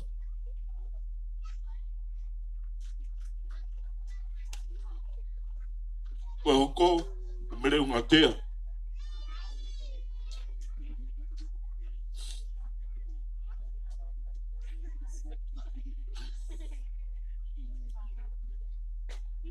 Hoko ko whare upolu i alome. Ako sisi taha ko ane petiola. So ana moko fisi ala rea wala. Ko hoku mari. Mari. Ako fi mai ki he ko whainga tā ia. Ko au. Ane ko meana si rea ke manoa ne nai. Ko au mo manasi. Masi takai whala ki wātu. Ako ngau kau ngā api pei wātu. Ka kou whiawhia he hoko hoa. Tokoni whikauraki ka te au. Toke ala tau ia ki wātu. Ako tokola epe mo tau kai ngai. I loi wa inga. Mo whine mātua se si ka moau. A mātou koe lalahi. Ko hoku hoa. Koe. Hoku hoa. Atu ngā whainga tai au ki te mantu e hoko koe. Koe tahine koe ni. Koe ne mehikitanga e toko ua. Koe maria a wili tuitu pa mo tafok tau ko na vunga. Hoku hoa. Aia ko wili tuitu ueni o kiai a tuito ke lau whawonu o wha Katama ko ia. Ko sini. Ko tafok tau le vain. Ai ni ai ko na te vita vaiola. Anga ke ko ai. Taimini. A ko fia pe. E ko nofo ai. O nge ba nofo i motu.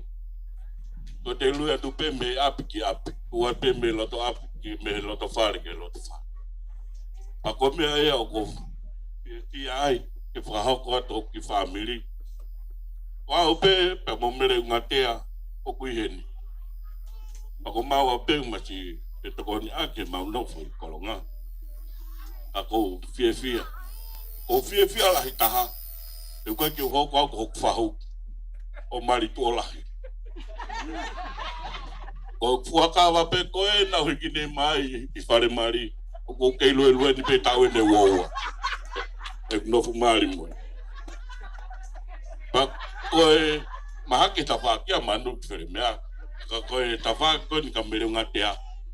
O whalahi atu se ki family ka kumotolu. Wainga. Ka mātone vire tuitu u. Pega kumotolu. I pofonga i whae. Mui kai ngutape. O whalahi atu ka kumotolu. Malo. Malo. Te tau hoko lewa ki whanau a kio. Wao si mai whanau a wala. Mama bebe un kalpe taimi.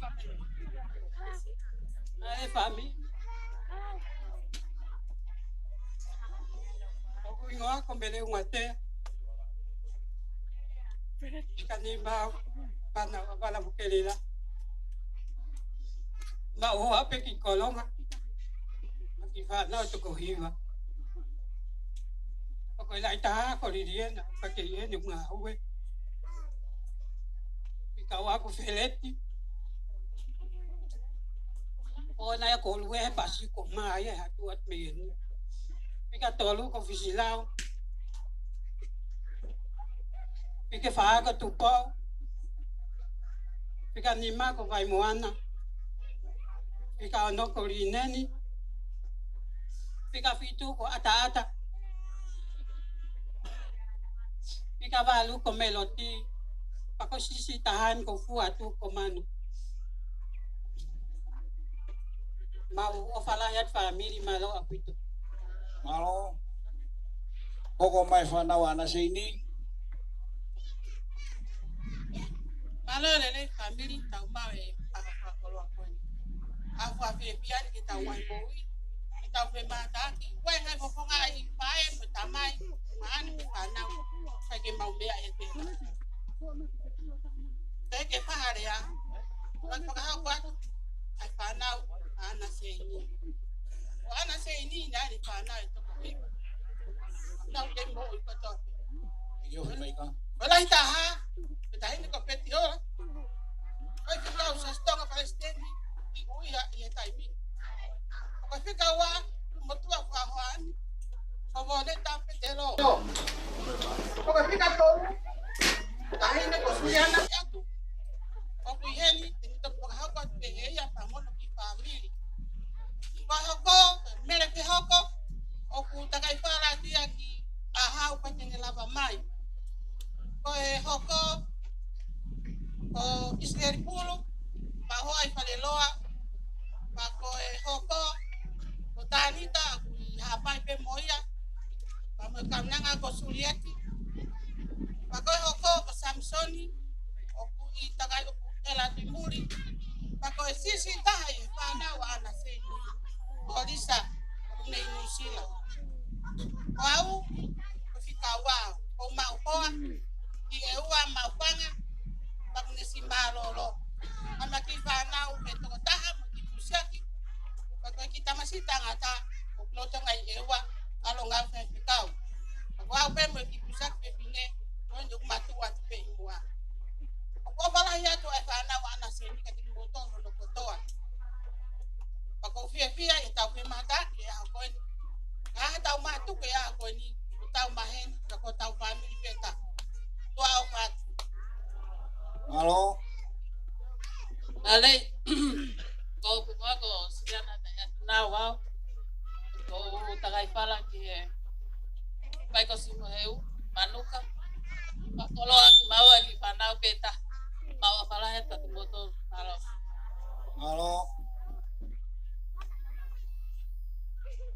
Halo family ko pinga ko lisa tau pa. Ko Mario e tamasiana sei. Loto ngai Australia, na pakolot mau e panau e tomoa.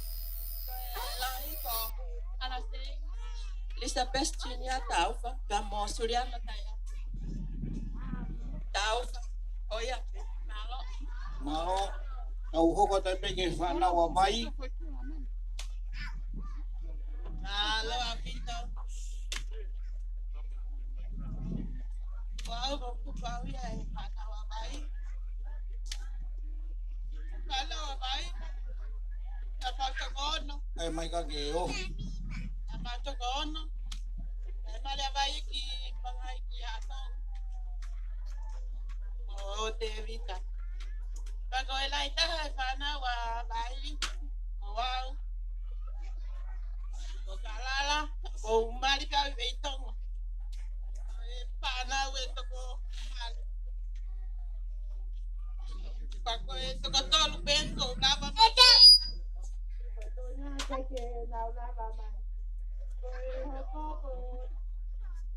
Lupe. O ku. Vai peia. Mane ki whana. Taho ka mau tunga e lahi. O atonio. O kumari ki haverurik. O kumonope ya ai mane ki whana. Taho ka tahi ne taha ko linta. O kuya vai peia.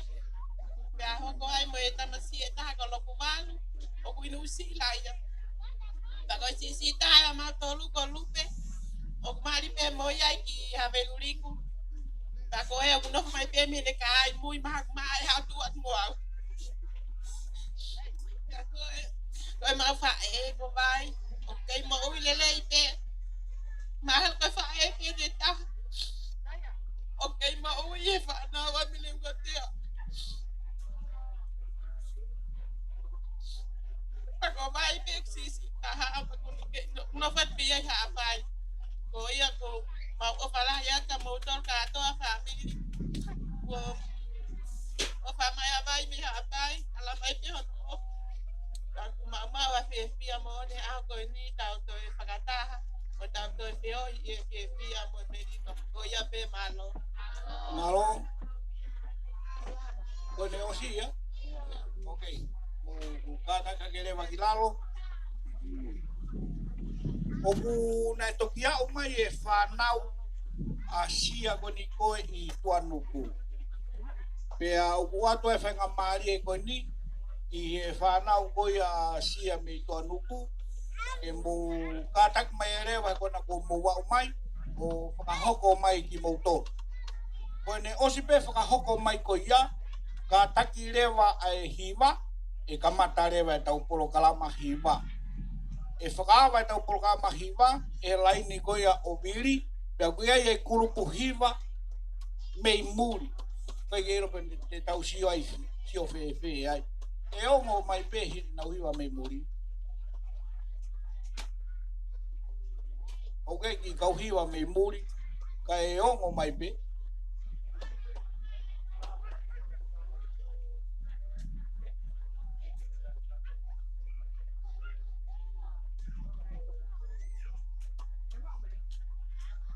Eo. Ka take kai ngā kona he ope, laiwi mai pe ho mou hiwa, o kuma o pe hene he reptopu heni, pe e whakaongo reo lahi pe a hiwa ko ia, e ongo le re ia.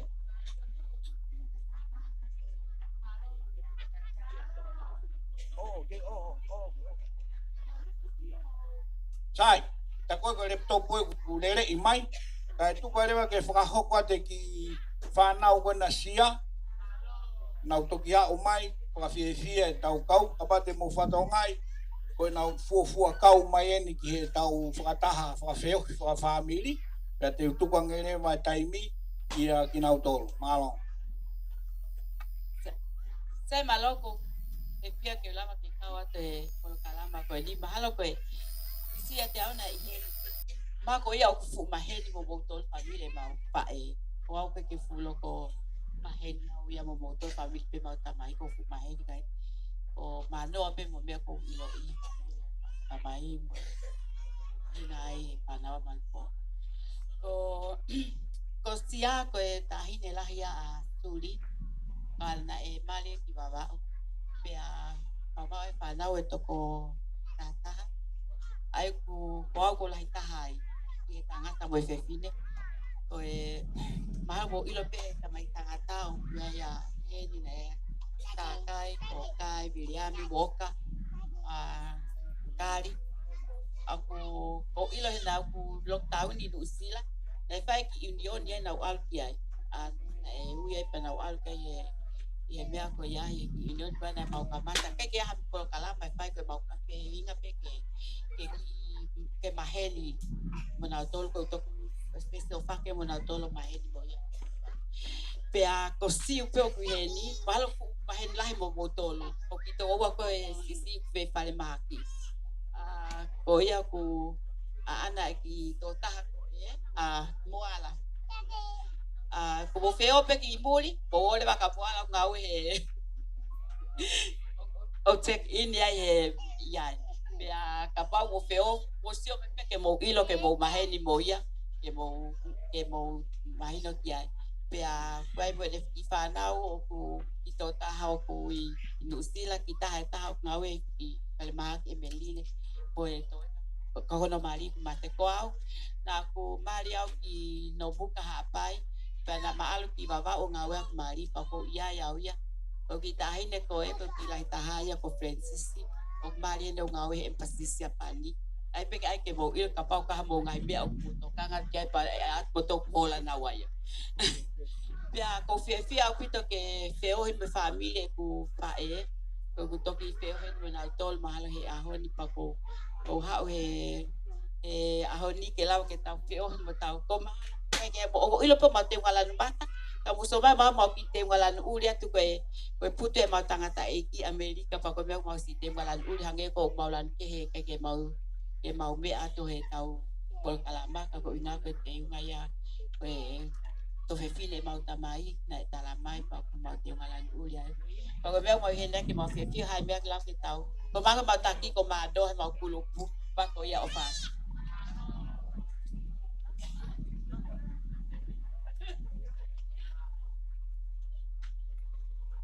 Malo opito, fa malo ki laini o suri, kon kun kakato ono whakahoko ki tau tolu.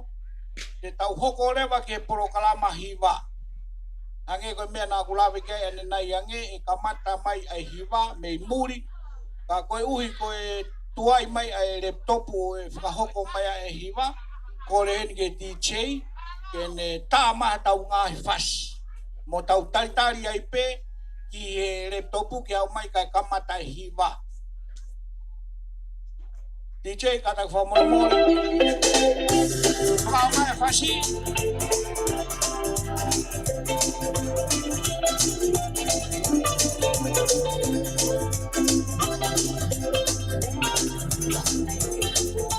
Doruma, whakau mai e whasi.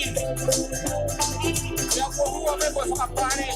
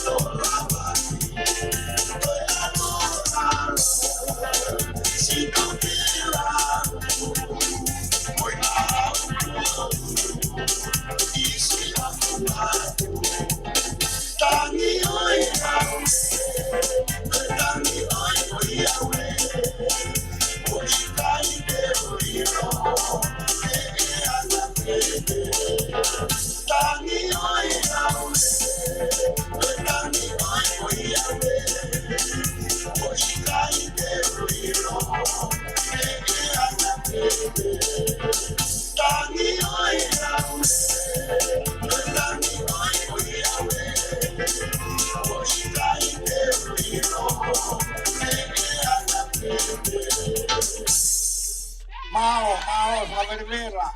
Ngari katoa ngai. Sai mo katak whamore weki ririu he hoko e tau hiva. Koe ke toe lava mai e hiva goni a Marupo me Amerika. Mo kara kapau kai ha mo ngai family. O ia na hanga imuri o ia ngai hiva ke nau whakahoko. Pea katak o whakahoko mai ke oata nau tolu ai platform goe ke nau hiva mai ai. E ene pehe, te tau kamata ki pe hiva laini koe o viri i tongani. Kau nau kore mai ko iwe natula e nau foi hiva, o viai e nau foi hiva ai ki he kau pekia. Kau nau kore mai ki ave mua ia ki mui, ki whakaosi a kia tau programa hiva, pe aku whaipeo no tali le ia. I ene pehe, te tau kamata rewa e programa hiva, me laini koe ambere unga tea.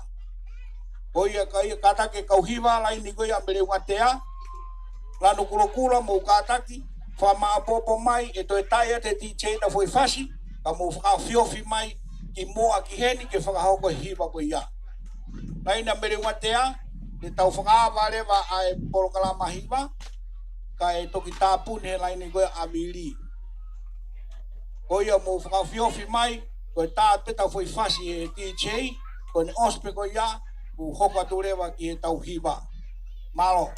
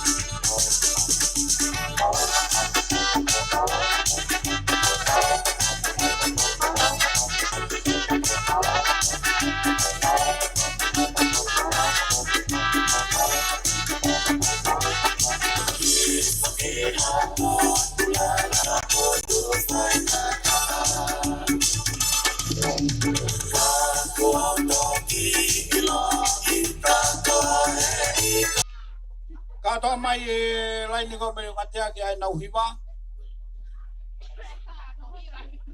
Uno mai. Mo mai ere wa o ako hiva ere wa honi.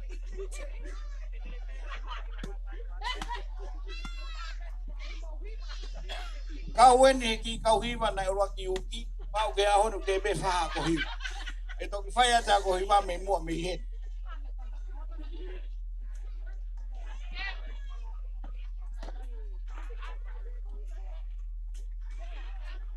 Katoa mai. Ai flan kulo ke yasi mai be mui be hena.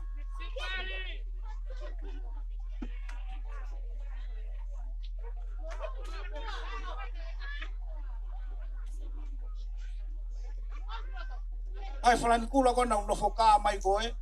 Vai mo ngawe mai. Wawe.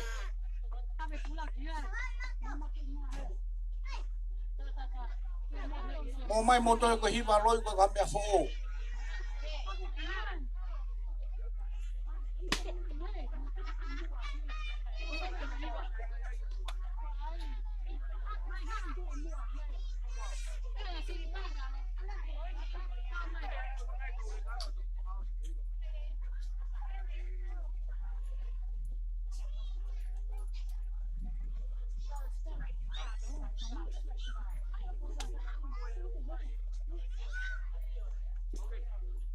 Sai e o atu he laini kono me lo ngata foi hiva e ua.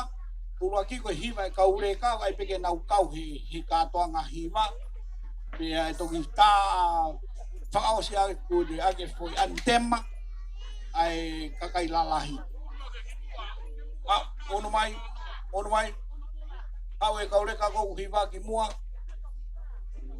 E kaure ka kou hiva. Fe mo ngau e mai. Ngau e mai kau le ka hiva.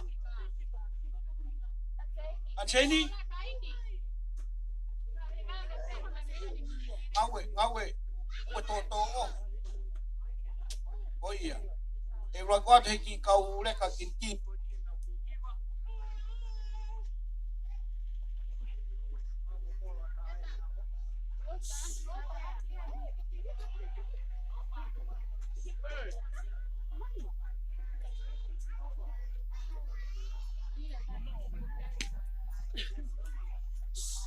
Leka.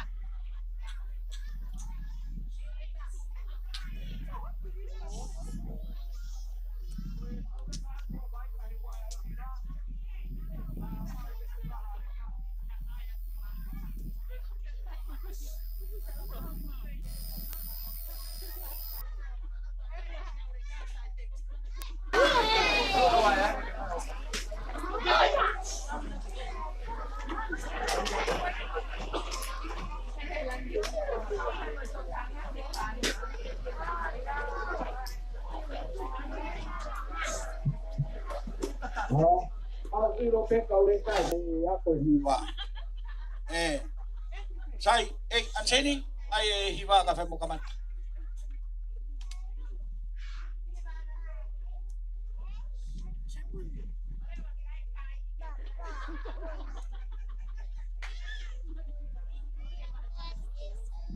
Teo ngawe maasisu Teu tau maasisu Kuna maasisu Pea kamole ai ekmo ui Teu fia peke utali Ia teu mate pe maasisu